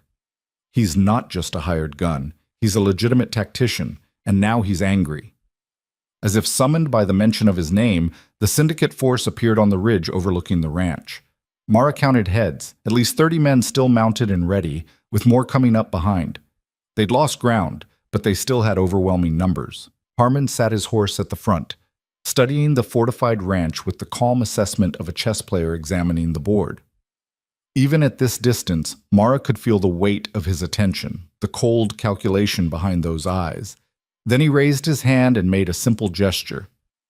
The world exploded.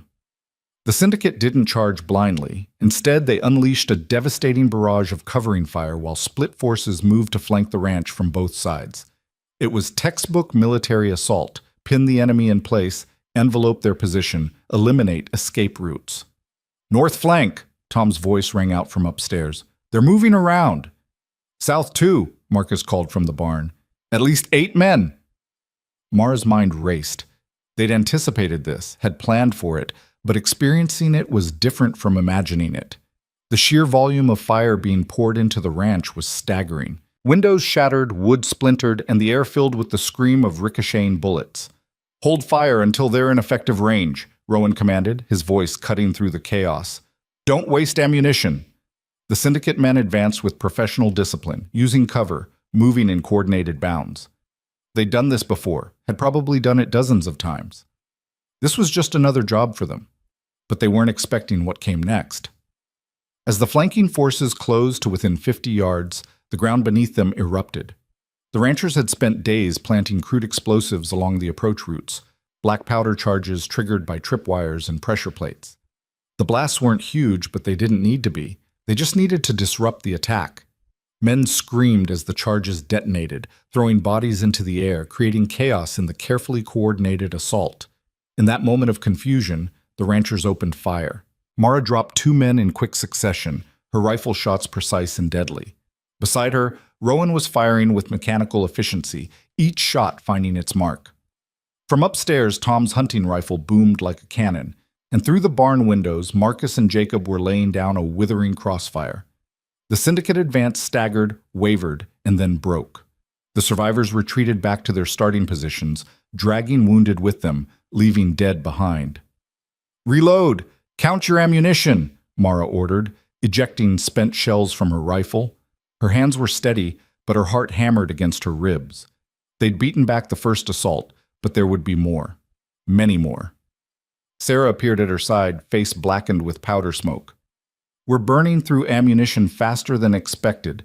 If they keep this up, we'll be dry in 3 more engagements. Then we make every shot count." Mara looked at Rowan. "How long can we hold here?" "Depends on Harmon's patience. He could settle in for a siege, starve us out, or he could throw everything at us in one massive push." Rowan studied the enemy positions through a gap in the barricade. My guess? He'll try one more coordinated assault. If that fails, he'll burn us out. Burn us out? Fire arrows, torches, anything that'll light. These buildings are wood and thatch. They'll go up like kindling. Mara's jaw tightened. Then we don't give him the chance. What are you thinking? That defense isn't enough. We need to hit back, keep them off balance, make them react to us instead of the other way around. She turned to face him. Can you slip through their lines? Get around behind them? Rowan's eyes narrowed, considering. Probably. Why? Because while they're focused on the ranch, you could hit their supplies, their ammunition, maybe even take out Harmon if you get the chance. That's suicide. So is sitting here waiting for them to overrun us? Mara held his gaze. You said we need to disrupt them, make them paranoid. What's more disruptive than having their command structure collapse? For a long moment, Rowan didn't speak. Then that cold smile crossed his face. You're learning. I had a good teacher. Flattery won't make this less dangerous. I'm not asking you to be safe. I'm asking you to do what you do best. Rowan checked his weapons, rifle, 2 pistols, knife, and a handful of small explosive charges they'd prepared for emergencies. If I don't make it back, you'll make it back. Mara, you'll make it back because I need you to. She stepped closer, her voice dropping. Because we're not done yet. This valley isn't saved. These people aren't safe, and I'm not ready to lose you. Something shifted in Rowan's expression, some wall coming down for just a moment. When this is over, we'll figure it out. But right now, you need to go. He nodded once, then turned and was gone, slipping through a back exit they'd prepared, vanishing into the landscape like a ghost. Mara watched him disappear, then turned back to her people. Everyone listen up. We're going to be on our own for a while. That means making them work for every inch, every second. Tom, you've got command of the upper floor. Sarah, coordinate the ground level. Marcus, Jacob, hold that barn like your lives depend on it, because they do. The second assault came an hour later, more cautious than the first. The syndicate had learned from their mistakes, weren't rushing into obvious traps. They used suppressing fire to keep the defenders' heads down while advancing in small groups, using every scrap of cover available. It was professional, methodical, and terrifyingly effective. They're going to flank us again, Tom called down. I can see them moving through the tree line. Mara shifted position, firing at targets of opportunity, trying to slow the advance. But there were so many of them, and they just kept coming. For every man she dropped, 2 more took his place. A bullet punched through the wall inches from her head, showering her with splinters. She ducked, moved to a new position, kept firing. This was what Rowan had trained them for, constant movement, never staying in one spot long enough to be targeted. Sarah! Your side! Mara spun to see syndicate men breaching the south wall of the house, pouring through a window they'd shattered with concentrated fire. Sarah met them with her shotgun, the blast deafening in the enclosed space. One man went down, then another, but there were more behind them. Mara charged across the room, her rifle becoming a club as she crashed into the lead attacker. They went down in a tangle of limbs, fighting with desperate violence. She felt his hands on her throat, crushing. And then Sarah was there, dragging the man off, finishing him with a knife. We can't hold them, Sarah gasped, blood streaming from a cut above her eye. There's too many. Fall back to the second floor, now, Mara ordered, helping Sarah to her feet. Everyone upstairs. Abandon the ground level. They scrambled up the narrow staircase as more syndicate men poured into the house. Tom and the others provided covering fire from above, creating a deadly corridor that the attackers had to brave. Bodies piled up on the stairs, but still they came. Mara reached the top and immediately started barricading the stairwell with furniture, anything that would slow the assault. Beside her, Jacob Reeves was firing down into the mass of attackers, his young face twisted with fear and determination. How many? Tom asked, reloading his rifle with practiced speed. Too many. Mara's mind raced, looking for options, finding none. They were trapped on the second floor with dwindling ammunition and an enemy that would eventually wear them down. Then, from somewhere outside came an explosion, and another, and another. The attackers in the stairwell faltered, confusion breaking their momentum. Through the shattered windows, Mara could see chaos erupting in the syndicate's rear positions. Fire and smoke rose from what had to be their ammunition supplies, and men were running, shouting, trying to contain the disaster. Rowan had struck. "Push them back," Mara shouted, seizing the moment. "Everyone fire! Drive them out!" The ranchers unleashed everything they had, pouring fire down the stairwell and out the windows. The syndicate men, already shaken by the explosions behind them, began to retreat. First one, then a handful, then all of them, streaming back out of the house in disorder. Mara didn't let them go easy. She followed them to the windows, firing at the retreating figures, making them pay for every yard. The other ranchers did the same, and the organized assault dissolved into a rout. When the shooting finally stopped, the house was a wreck. The ground floor was full of bodies, blood splattered across the walls, furniture destroyed, but they'd held. "Count off," Mara called. "Who's hit?" "Marcus took one in the leg," Jacob reported. "Bad, but he'll live if we can get the bleeding stopped." "Sarah?" "I'm fine, just bruised." "Tom?" "Still breathing. That's about all I can say for myself." Mara looked around at her battered, exhausted people and felt something fierce and proud rise in her chest. They'd survived. Against overwhelming odds, they'd survived. But the cost was written in their faces, in the trembling hands and thousand-yard stares. This was just one ranch, one battle, and the war was far from over. As if reading her thoughts, Tom spoke quietly. "How many more times can we do this?" Before Mara could answer, Rowan appeared in the doorway, looking like he'd crawled through hell. His clothes were burned, his face blackened with smoke and powder, and he was limping badly. But he was alive. "Their ammunition depot is gone," he reported, leaning against the doorframe. "Took out 3 supply wagons and killed at least 6 men. Harmon's going to have to consolidate his forces, ration what he has left." "Did you get a shot at him?" Mara asked. "Got close, too close. He's got personal guards now, watching every angle. Smart bastard, learned from my first raid." Rowan grimaced, pressing a hand to his side where blood was seeping through his shirt. "But I left him a message. Made sure he knows I'm still coming for him." "You're hurt." "I'm functional." "Rowan, we don't have time for this." He straightened up, pushing through obvious pain. "Harmon's going to regroup and come at us again, but it won't be here. He knows this position is compromised. He'll target one of the other ranches, try to split our forces." "Which one?" "Your ranch. It's the most defensible, the most symbolic. Taking it breaks the resistance psychologically." Rowan looked at each of them in turn. "We need to make a stand there. All of us, together. Turn it into a killing ground they can't overcome."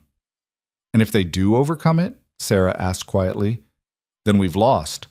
But we'll make damn sure they remember the cost." The decision was made in silence, in the exhausted nods and grim acceptance of people who'd already come too far to turn back. They gathered what ammunition they had left, tended to their wounded, and prepared to move. As they worked, Mara pulled Rowan aside, keeping her voice low. "Let me see that wound." "It's nothing." "Show me." He lifted his shirt reluctantly, revealing a deep gash across his ribs, a bullet graze that had taken more flesh than it should have. It was still bleeding, and Mara could see the white of bone through the torn skin. "That's not nothing." She grabbed clean cloth from Sarah's medical supplies and began binding it, her hands gentle despite the urgency. "You need real medical attention." "Add it to the list of things I need and can't have." Rowan watched her work, his expression unreadable. "You don't have to do this." "Do what?" "Take care of me. Worry about me. I've survived worse on my own." "Maybe I'm tired of you being on your own." Mara tied off the bandage, perhaps tighter than necessary. "Maybe I'm tired of all of us being on our own. That's what the syndicate's counting on, that we'll fracture, turn on each other, go back to being isolated and easy to pick off. And what's the alternative?" "This." She gestured to the battered but standing people around them. "Standing together even when it's hard. Especially when it's hard, because that's the only way any of us survive." Rowan was quiet for a long moment. Then he reached up and took her hand, the gesture simple but weighted with meaning. "When this is over, stop saying that. Stop talking like you're already dead. I'm trying to tell you that when this is over, if I'm still breathing, I'd like to..." He paused, struggling with words that clearly didn't come easy. I'd like to stay. Here. With you. Build something instead of just destroying things for once. Mara felt something break open in her chest, something she'd kept locked away for 15 years. You mean that? I don't say things I don't mean. Then stay alive long enough to keep that promise. They moved out an hour later, a battered column of fighters who looked more like refugees than an army. Marcus had to be helped onto his horse, his leg wrapped in bandages that were already showing red. The others moved with the careful stiffness of people nursing wounds they couldn't afford to acknowledge. The ride to Mara's ranch took 3 hours, every minute of it tense with the expectation of ambush. But the syndicate didn't attack. They were out there.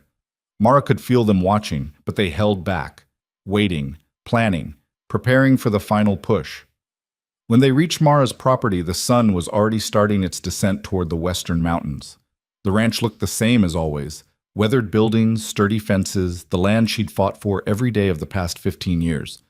But now it was going to become a battlefield. We've got maybe 6 hours before they move, Rowan said, studying the surrounding terrain. They'll wait for dawn, hit us when we're tired from a night of watching and waiting. Then we use those 6 hours. Mara turned to her people. Every trap we know how to set, we set. Every advantage we can create, we create. And we make them pay for every inch of ground they take. They worked through the evening and into the night, transforming the ranch into a fortress. Tripwires stretched across approaches. Explosive charges buried at choke points. Barricades built from everything they could move. Firing positions prepared in every building, every window, every piece of cover. It was brutal, exhausting work, made harder by injuries and dwindling supplies. But nobody complained. Nobody quit. Because they all understood this was it, the final stand. Win here or lose everything. Sometime after midnight, Mara found herself standing on her porch, looking out at the valley she'd called home for so long. The stars overhead were brilliant, untouched by the violence and blood that had stained the earth below. Beautiful night for it, Tom said, joining her. The old rancher looked ancient in the starlight, worn down by battle and age. Stars don't care about our problems.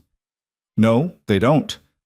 Been thinking about my father. He died defending this valley from a different kind of threat. Raiders, back in '53. Died on his porch, rifle in hand, protecting what was his. Tom smiled faintly. Guess it runs in the family. We're not dying here, Tom. Some of us will. That's just the truth of it. But maybe that's all right. Maybe there are worse things than dying for land you love, surrounded by people who've become something like family. Mara didn't have an answer for that. Maybe there wasn't one. As dawn approached, the ranchers took their final positions.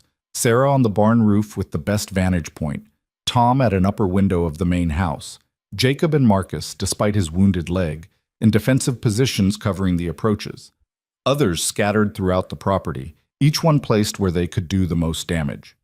Rowan stayed with Mara, the two of them positioned where they could move quickly to wherever the fighting was heaviest. They'd be the mobile force, the ones who plugged gaps and turned back breakthroughs.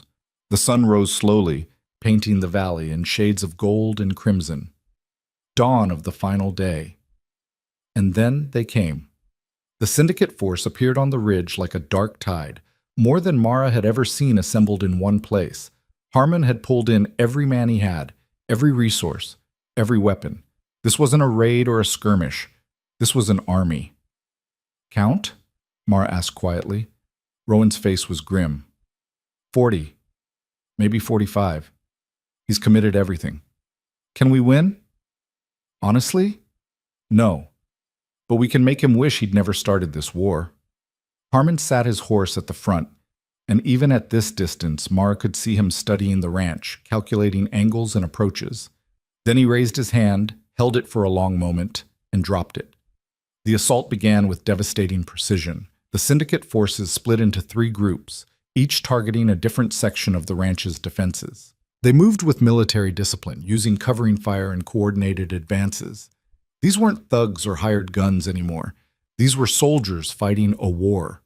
The first traps triggered, explosions rippling through the attacking forces. Men screamed, horses bolted, and for a moment the assault faltered. But Harmon was already shouting orders, redirecting his forces. adapting to the defenses. Mara opened fire, her rifle bucking against her shoulder. One shot, two, three. Each one found its mark, but there were always more. The world narrowed to the rhythm of shooting, reloading, shooting again. Beside her, Rowan was a machine, his movements economical and deadly. From the barn, Sarah's rifle spoke in steady thunder. Tom's hunting rifle boomed from the house. Jacob and Marcus laid down crossfire that carved through advancing lines. The syndicate was bleeding, taking horrific casualties, but they kept coming. Because they had to. Because Harmon had committed everything, and retreat wasn't an option anymore. This had become about more than land or profit.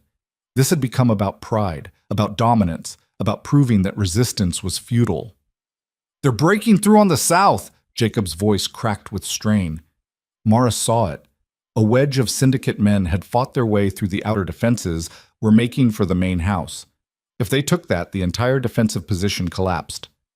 "Rowan, I see it!" He was already moving, racing across the open ground with bullets kicking up dirt around him. Mara followed, terror and determination warring in her chest.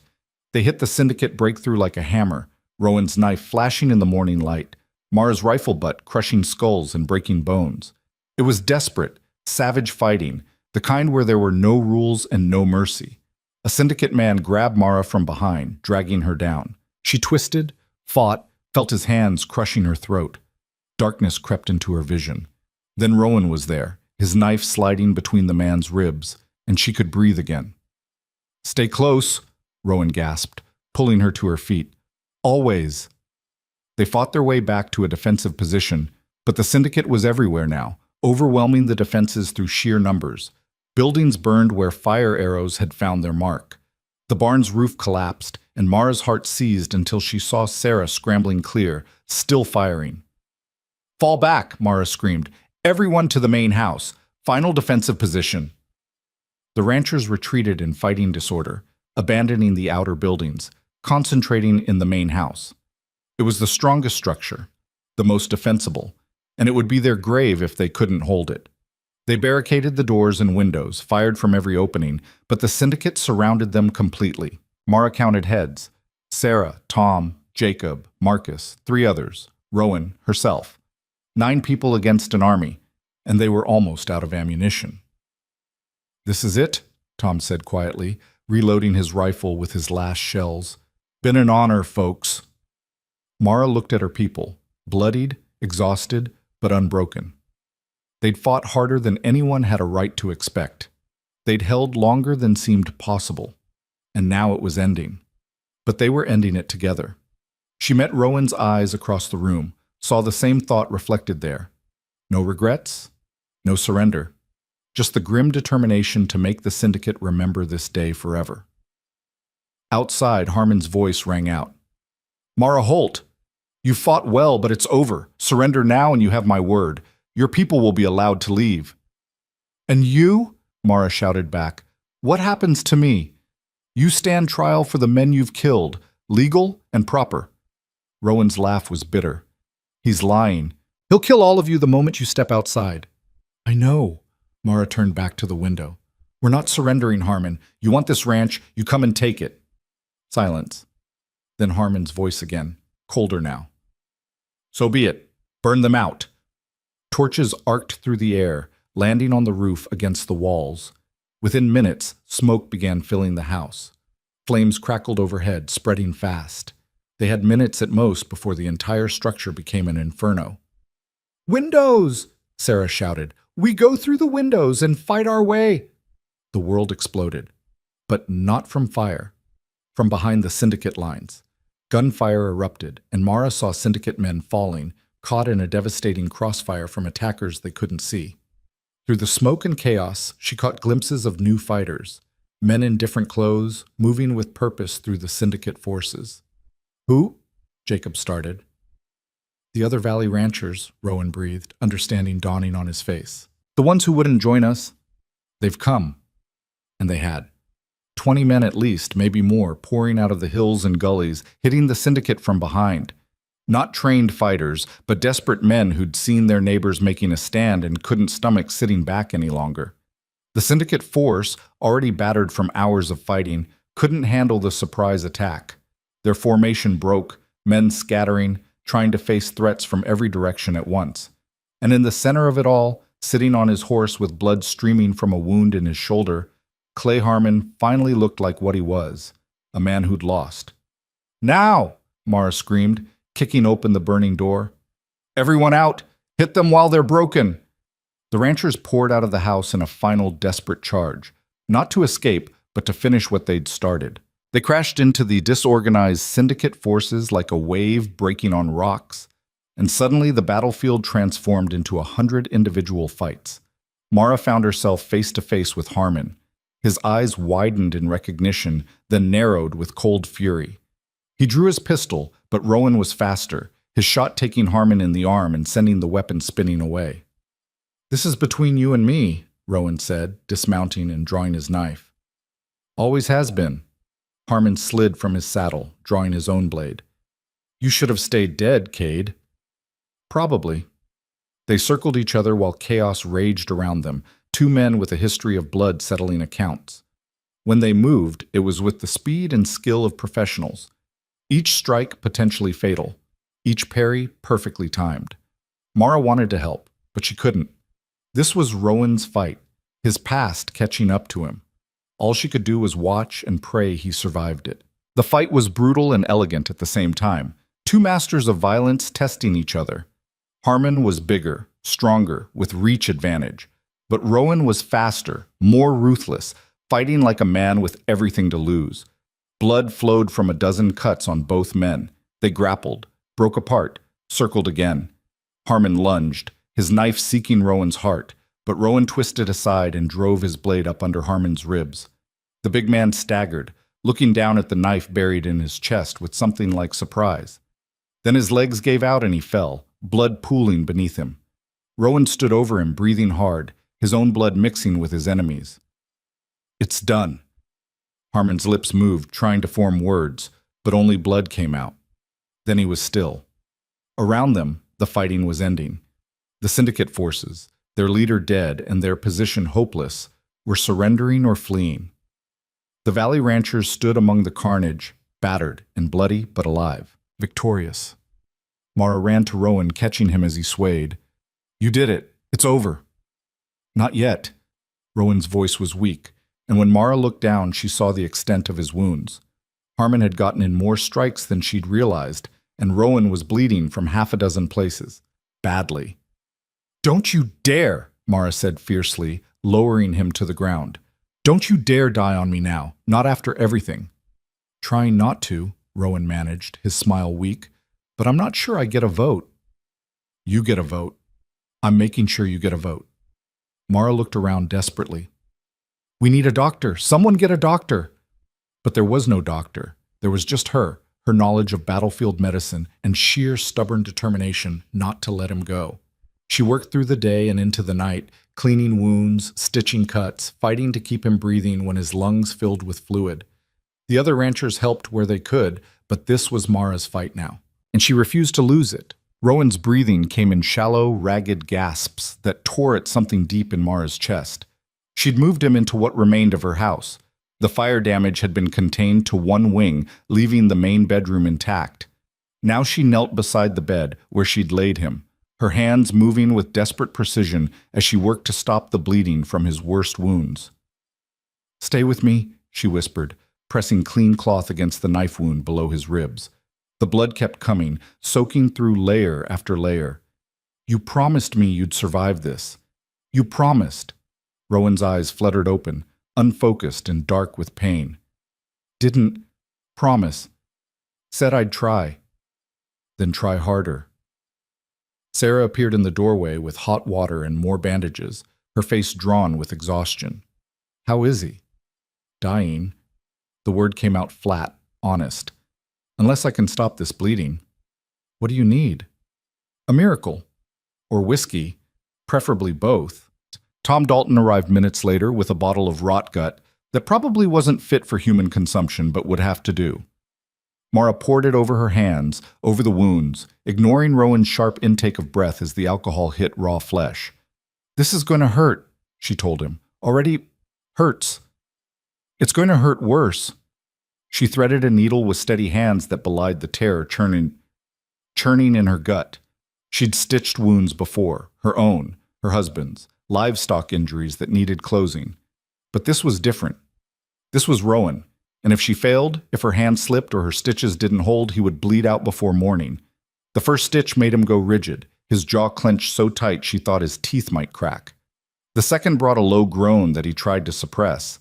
By the third, sweat poured down his face, and his hands gripped the sheets with white-knuckled intensity. "Talk to me," Mara said, needing to keep him conscious, needing to hear his voice. "Tell me about before. Before the syndicate, before all this."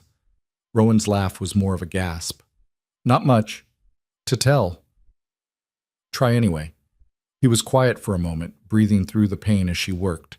Then, haltingly, "Had a farm once. Small place. Nothing like your ranch. Just enough land for a family. A life. What happened to it?" "War happened. When I came back, nothing left. Wife had died. Cholera. Baby, too." His voice was distant, lost in memories that still had the power to hurt. "Buried them myself. Then burned the place down and walked away." Mara's hands never stopped moving, stitching, cleaning, binding. But something in her chest cracked open at the raw pain in his words. "I'm sorry. Long time ago, different life, different man. You're still that man, the one who wanted a home, a family. You just forgot for a while."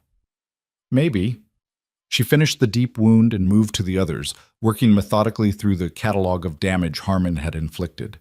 Each cut, each slice, each puncture told the story of two men who'd known each other's fighting styles intimately, who'd probably trained together once. "He was good," Rowan murmured, as if reading her thoughts. "Better than me in a straight fight. Stronger, faster reflexes. But he fought clean, followed rules, and rules get you killed against someone who won't." "Is that what you are? Someone who won't follow rules?" "I'm someone who survives. Whatever it takes." "Not this time." Mara tied off the last stitch and sat back, surveying her work. It wasn't pretty. Rough battlefield medicine performed by candlelight with inadequate supplies. But it would hold. Maybe. "This time you survive by letting someone else take care of you." Over the next 3 days, Rowan danced on the edge between life and death. Fever set in, inevitable with wounds that severe, and he burned with a heat that seemed impossible for human flesh to contain. Mara stayed by his side, changing bandages, forcing water and broth down his throat when he was conscious enough to swallow, bathing him with cool water when the fever spiked too high. She barely slept, afraid that if she closed her eyes for more than a few minutes, he'd slip away. Sarah and Tom took turns sitting with her, trying to convince her to rest, but she refused. This was her vigil, her responsibility, her choice. On the second night, when the fever was at its worst, Rowan became delirious. He thrashed in the bed, fighting enemies only he could see, calling out names Mara didn't recognize. She held him down as gently as she could, speaking in low, steady tones, trying to anchor him to the present. "It's over, Rowan. The fight's over. You won. Harmon's dead. The syndicate's broken. You can rest now." But he couldn't hear her, lost in whatever private hell the fever had dragged him into. He grabbed her wrist with surprising strength, his eyes wild and unfocused. "Can't let them take it. Can't let them win. Have to. You already won. I'm telling you. You won. Now let go and rest." Something in her voice must have penetrated the delirium because his grip loosened and his eyes focused on her face. For just a moment, he seemed to see her clearly. "Mara? I'm here. Don't leave. I'm not going anywhere, I promise." He slipped back under, but the violence went out of his thrashing. He settled into an uneasy sleep while Mara kept her vigil, her hand wrapped around his. While she fought to keep Rowan alive, the valley began the work of counting its dead and binding its wounds. The battle had left scars that would take years to heal. 6 ranchers had died in the fighting, good people who'd found their courage too late, but had used it well when it mattered. Another dozen were wounded, some seriously. The syndicate had fared worse, 23 men dead on the battlefield, including Harmon. Another 15 captured or too wounded to flee. The rest had scattered to the winds, abandoning their equipment and supplies in their panic to escape. Tom Dalton took charge of organizing the prisoners and the aftermath, his natural authority asserting itself now that the immediate crisis had passed. He had the syndicate survivors locked in the barn under guard while they figured out what to do with them. "We could hang them," Marcus suggested during one heated discussion. "They killed our people, burned our homes. They deserve it." "And then what?" Sarah countered. "We become the thing we fought against, killing defeated enemies? They wouldn't have shown us mercy, which is exactly why we should show them what they couldn't. We're better than them." Have to be, or what was the point? The debate raged for hours until Tom finally made the decision. "We turn them over to the territorial marshal, the real one, not the bought one. Let the law handle it. We've got enough blood on our hands without adding executions." It was the right choice, even if it didn't feel satisfying. The prisoners were loaded into wagons and shipped to the territorial capital under armed escort. Some would hang, some would see prison. But that would be the law's decision, not the ranchers'. On the fourth day, Rowan's fever broke. Mara woke from a light doze to find him watching her, his eyes clear for the first time in days. She sat up quickly, reaching for his forehead. Cool. Not cold, not normal, but not burning either. "You're awake. How long?" His voice was rough, barely more than a whisper. 4 days? You've been in and out, mostly out. Relief flooded through her, so intense it made her dizzy. "We thought we'd lost you twice. Takes more than Harmon to kill me." "Don't joke. You came too close." Rowan tried to sit up, made it about 3 inches before falling back with a groan. "Syndicate? Broken. Scattered. The ones we didn't kill are in custody." Mara helped him drink water, her hand supporting his head. "It's over, Rowan. We won." He closed his eyes, processing that. "The valley? Still standing. Battered, but standing. People are already talking about rebuilding." "Good. That's good." He drifted off again, but this time it was real sleep, not the fever-induced unconsciousness of before. Mara watched him breathe, watched color slowly return to his face, and allowed herself to believe he might actually survive. A week after the battle, the first territorial officials arrived, not the corrupt ones in the syndicate's pocket, but representatives sent from the capital to investigate reports of a private army operating in the valley. They found a scene of devastation, burned buildings, mass graves, and a story that seemed too incredible to believe. Until the survivors told it. The officials interviewed everyone, examined the evidence, studied the syndicate's confiscated documents. What they found painted a picture of systematic land theft, murder, and corruption that reached higher than anyone had suspected. The Western Territory Syndicate had tentacles throughout the territorial government, bribing officials, intimidating witnesses, and operating with virtual impunity. But they'd made one critical mistake. They'd underestimated a stubborn woman and the people she'd united. "We're going to need written statements from all of you," the lead investigator told Mara. He was a lean man named Morrison, with sharp eyes and the bearing of someone who'd seen enough corruption to be perpetually skeptical. Everything that happened, from the first threat to the final battle, names, dates, specific incidents. "You think anyone's going to care?" Mara asked. The syndicate had powerful backers. Had. Past tense. Morrison pulled out a newspaper from his satchel, 3 days old. The headline screamed about scandal and arrests in the territorial capital. "Your fight here triggered an investigation. Seems the syndicate kept meticulous records, and some of those records survived. Once we started pulling threads, the whole thing unraveled. Congressmen, judges, business leaders, all connected to the syndicate's operations. All going down." He looked at her with something like respect. "You didn't just save your valley, Miss Holt. You exposed a criminal enterprise that's been bleeding this territory dry for years. People are going to remember that." Mara didn't care about being remembered. She cared about making sure it never happened again. "What about the land? The ranches the syndicate claimed legally?" "Being reviewed. Where we can prove coercion or fraud, the titles will be invalidated and the land returned to the original owners or their heirs. It'll take time, but we're committed to making this right." It wasn't perfect justice, but it was more than Mara had dared hope for. The valley would heal, the dead would be mourned and remembered, and the land they'd fought for would remain in the hands of those who'd bled for it. Rowan recovered slowly, his body healing with the stubborn resistance of someone who'd survived too much to quit now. By the second week, he could sit up unassisted. By the third, he could walk the length of the room without needing to rest. By the fourth, he was demanding to help with the rebuilding efforts, though Mara and Sarah conspired to keep him from overdoing it. "You're worse than a caged wolf," Mara told him one afternoon, watching him pace the porch like a man who'd forgotten how to be still. "I don't like being useless." "You're recovering. That's not useless." "Feels like it." He stopped pacing and looked out at the valley, where smoke rose from cooking fires and the sound of hammers echoed as people rebuilt what the war had destroyed. "They don't need me anymore. The fighting's done." "So you're planning to leave?" The question came out more vulnerable than Mara had intended.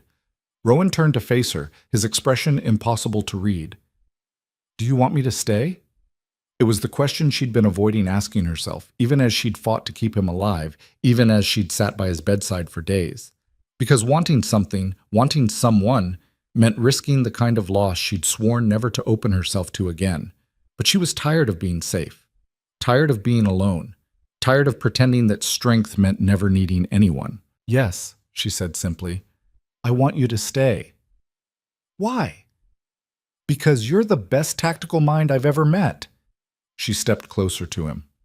"Because you're loyal and brave, and you gave us a fighting chance when no one else would. Because you kept your promise to survive." Another step. "And because somewhere between you killing men in my house and nearly dying in my bed, I started thinking about you as more than just an ally." Rowan's expression softened, some of the armor he wore cracking just enough to let her see the man underneath. "I'm not easy to live with. I have nightmares. I don't talk about things I should. I've spent so long alone I'm not sure I remember how to be part of something." "Neither do I. We'll figure it out together. I don't have anything to offer you. No money, no property, nothing but a past full of violence and mistakes." "I don't care about money or property. I care about having someone who understands what we fought for, what we built." She closed the distance between them, her voice dropping. "I care about not being alone anymore. And I think maybe you care about that too." For a long moment, Rowan just looked at her. Then he reached out and took her hand, his thumb tracing the calluses on her palm, the marks of 15 years of hard work and harder choices. "I do," he said quietly. "I care about that more than I thought I could care about anything. Then stay. Help me rebuild. Help me turn this ranch into something more than just a fortress. Help me prove that we didn't survive just to go back to being isolated and afraid." "What are you asking me, Mara?" "I'm asking you to be my partner. Not just in fighting, but in building, in living, in whatever comes next." Rowan pulled her closer, his other hand coming up to cup her face. "I'm not the man I was before all this. The war, the syndicate, everything I've done. It changed me. Some of those changes aren't good. I'm not the woman I was either. We'll be changed people together." He kissed her then, and it wasn't gentle or romantic or anything like the story suggested. It was fierce and desperate, two people who'd survived hell reaching for something that felt like hope. When they finally broke apart, both breathing hard, Rowan rested his forehead against hers. "I'll stay," he said, "as long as you'll have me." "Good. Because the barn needs rebuilding and I could use someone who knows their way around structural engineering." His laugh was surprised and genuine. "Romantic." "I'm a rancher, not a poet. You want romance, you picked the wrong woman." "No." He kissed her again, softer this time. "I picked exactly right." The valley rebuilt through the summer and into autumn. The ranchers who'd survived the battle worked together in ways they never had before, helping each other raise barns, mend fences, and restore what the war had destroyed. The divisions that had kept them isolated for so long had been burned away in the crucible of shared struggle. New families moved into the empty ranches, drawn by stories of the valley that had stood against impossible odds and won. Some were former soldiers looking for peace. Others were settlers seeking land they could afford. All of them were welcomed by the existing community, taught the lessons that had been learned in blood about the importance of standing together. Sarah Chen married Jacob Reeves in a simple ceremony that fall, Two people who'd found each other in the chaos of war and decided they wanted to face peace together. Tom Dalton, despite his protests that he was too old and ornery, found himself elected as the Valley's unofficial leader, coordinating efforts and mediating disputes with the gruff wisdom of someone who'd seen the worst and still believed in the best. Marcus Webb recovered from his leg wound, though he'd walk with a limp for the rest of his life. He wore it like a badge of honor, telling anyone who'd listen about the battle where farmers had beaten a private army. The stories grew in the telling, becoming legend, but the core truth remained unchanged. The Valley had survived, and it had survived together. Mara and Rowan rebuilt her ranch through the seasons, working side by side from dawn until dusk. They argued about everything: the best way to frame a wall, where to position the new barn, how many cattle the land could support. But the arguments never felt like the distance she'd kept between herself and everyone else for so long. They felt like the normal friction of two strong-willed people learning to move in tandem. One evening in late autumn, they sat on the newly rebuilt porch watching the sun set over the valley. The air carried the scent of coming winter, and smoke rose from chimneys across the landscape. "You ever regret it?" Rowan asked quietly. "Fighting instead of selling?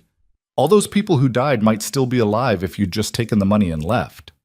Mara considered the question seriously because it deserved serious consideration.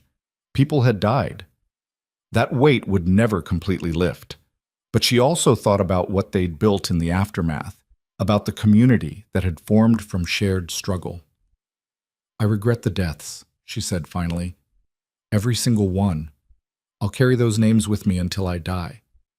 But I don't regret the fight. Because if we'd surrendered, if we'd just let them take what they wanted, what would we have become? People who ran when things got hard. People who traded principles for comfort. And that lesson would have spread beyond this valley. Every other place the syndicate targeted would have known that resistance was futile." "So you fought to set an example?" "I fought because it was right. The example was just a side effect." She leaned against him, feeling the solid warmth of his presence. "And look what we built because of it. People help each other now, trust each other. They're not just neighbors anymore. They're a community. That's worth the scars." Rowan wrapped an arm around her shoulders. "You're a better person than me. I just wanted revenge." "And did you get it?" "Yeah, Harmon's dead. The syndicate's destroyed. I got everything I wanted." He paused. "And then I got something I didn't know I needed." "What's that?" "A reason to keep living instead of just surviving." They sat in comfortable silence as the stars began to appear overhead. In the distance, Mar could see lights in the windows of other ranches, could imagine the families gathering for evening meals, the children being put to bed, the normal rhythms of life continuing. "I want to ask you something," Rowan said eventually. "Ask." "Marry me." Mara turned to look at him, surprised not by the question itself but by the timing. "That's not very romantic either." "Told you I'm not good at this. Should I get down on one knee? Make a speech?" "You should tell me why." "Because I love you." He said it simply, like it was the most obvious thing in the world. "Because I want to spend whatever time I have left building something with you instead of tearing things down. Because when I nearly died, the last thing I remember thinking was that I wished I'd told you how I felt. Because you're stubborn and fierce and the strongest person I've ever known, and I don't want to imagine my life without you in it." Mara felt tears prick her eyes, stupid, sentimental tears that she tried to blink away. "I'm not easy to live with either. I'm controlling and I don't like being told what to do, and I've got my own nightmares." "I know, that's why we'll work. We're both too stubborn to quit on each other." "Is that a proposal or a tactical assessment?" "Both." He pulled something from his pocket, a simple ring made from twisted wire, clearly handmade. "It's not much. When we get to town, I'll buy you something proper. But I wanted to ask now before I lost my nerve." Mara took the ring, turning it over in her fingers. It was rough and imperfect and absolutely perfect. She slipped it onto her finger, feeling the weight of it settle like a promise. "Yes," she said. "Yes, I'll marry you." Rowan kissed her again, and this time it was gentle, sweet, full of the future they were choosing together. When they pulled apart, both of them were smiling like fools. "When?" he asked. "Spring. Give us time to finish rebuilding. Give the valley time to heal properly." She looked out at the land they'd fought for, the home they were creating. I want to get married here, on this porch, with everyone watching. I want them to see that something good came from all the pain. A public declaration? A celebration. For everyone who survived, everyone who fought. She squeezed his hand. And a promise that the valley has a future worth celebrating. Winter came hard that year, but the valley was ready for it. Supplies had been stockpiled, buildings winterized, and the community had developed systems for checking on each other during the worst storms. When the snows came, they came together, no one left to face the cold alone. Mara and Rowan spent the long winter evenings planning their future. They talked about expanding the ranch, maybe hiring hands come spring. They discussed what crops might grow well in the valley's soil, what improvements could be made to irrigation systems. They argued about whether to get chickens or focus on cattle, about the merits of different breeds of horses, about 1,000 small decisions that added up to a life. But they also talked about bigger things, about the responsibility they felt to the valley and its people, about how to ensure that what they'd built together wouldn't fall apart when the generation that had fought for it was gone, about creating something that would last. "We should start a school," Mara said one night, watching firelight play across the ceiling. "Proper one, with a real teacher. So the children who grow up here don't have to leave to get educated." "You planning on filling that school with our children?" Rowan asked, his tone carefully neutral. It was a question they danced around for months. Mara was 42, not young for starting a family, and both of them carried enough scars, physical and otherwise, that the idea of bringing children into their lives felt complicated. "I don't know," she admitted. "Maybe. If it happens, it happens. But I'd want them to grow up in a place where they can be whoever they want to be. Where a girl can run a ranch if that's her calling, or a boy can be a teacher if that's his. Where they're not limited by what everyone thinks they should be." "Sounds like you're describing the valley we're building." "Exactly." She rolled over to face him. "That's the real victory, isn't it? Not just surviving, but creating something worth having survived for, something that makes all the pain mean something." "You're getting philosophical in your old age." "I'm not old." "Didn't say you were." He pulled her closer. "But you're definitely getting soft." The Mara Holt who refused to talk to her neighbors for 15 years wouldn't recognize the woman planning community schools. Maybe that Mara Holt needed to die so this one could live. I like this one better. Good. Because she's not going anywhere. Spring arrived with the rush and tumble of snowmelt, turning the valley green almost overnight. The ranchers emerged from winter quarters and immediately began the work of planting, calving, and continuing the rebuilding that winter had interrupted. The valley hummed with activity and purpose. And on a bright morning in May, with wildflowers blooming across the hills and the whole valley gathered to witness, Mara Holt and Rowan Cade stood on the porch of her rebuilt ranch house and made promises to each other. Tom Dalton officiated, reading from a book of common law with his reading glasses perched on his nose and his voice carrying across the assembled crowd. Sarah Chen and Jacob Reeves stood as witnesses. Marcus Webb played a fiddle he'd learned from his grandfather. Children ran between the legs of adults, their laughter a reminder of why they'd all fought so hard. "Do you, Mara Holt, take this man to be your husband, to stand with him in times of trouble and times of peace, to build a life together on this land you fought for?" "I do." "And do you, Rowan Cade, take this woman to be your wife, to stand with her in times of trouble and times of peace, to build a life together on this land you fought for?" "I do." "Then by the authority vested in me by people who don't really have the authority to vest it, I pronounce you husband and wife. Kiss her before she changes her mind." Rowan did, to the cheers and applause of everyone gathered. When they finally broke apart, both of them were grinning like idiots. The celebration that followed lasted well into the night. There was food and music and dancing, stories told and retold about the battle and the rebuilding, toasts raised to the fallen and to the future. It was exactly what Mara had wanted, not just a wedding, but a reminder to everyone that joy could follow pain, that community could rise from conflict, that there was always a reason to keep fighting for tomorrow. Late in the evening, as the party continued around them, Mara and Rowan slipped away to the edge of the gathering, standing where they could see both the celebration and the valley beyond. "Think it'll last?" Rowan asked quietly. "Everything we've built?" I think we'll do everything we can to make sure it does. And we'll teach the people who come after us to do the same. Mara leaned against him, feeling the solid reality of his presence, the weight of the ring on her finger, the future stretching out before them.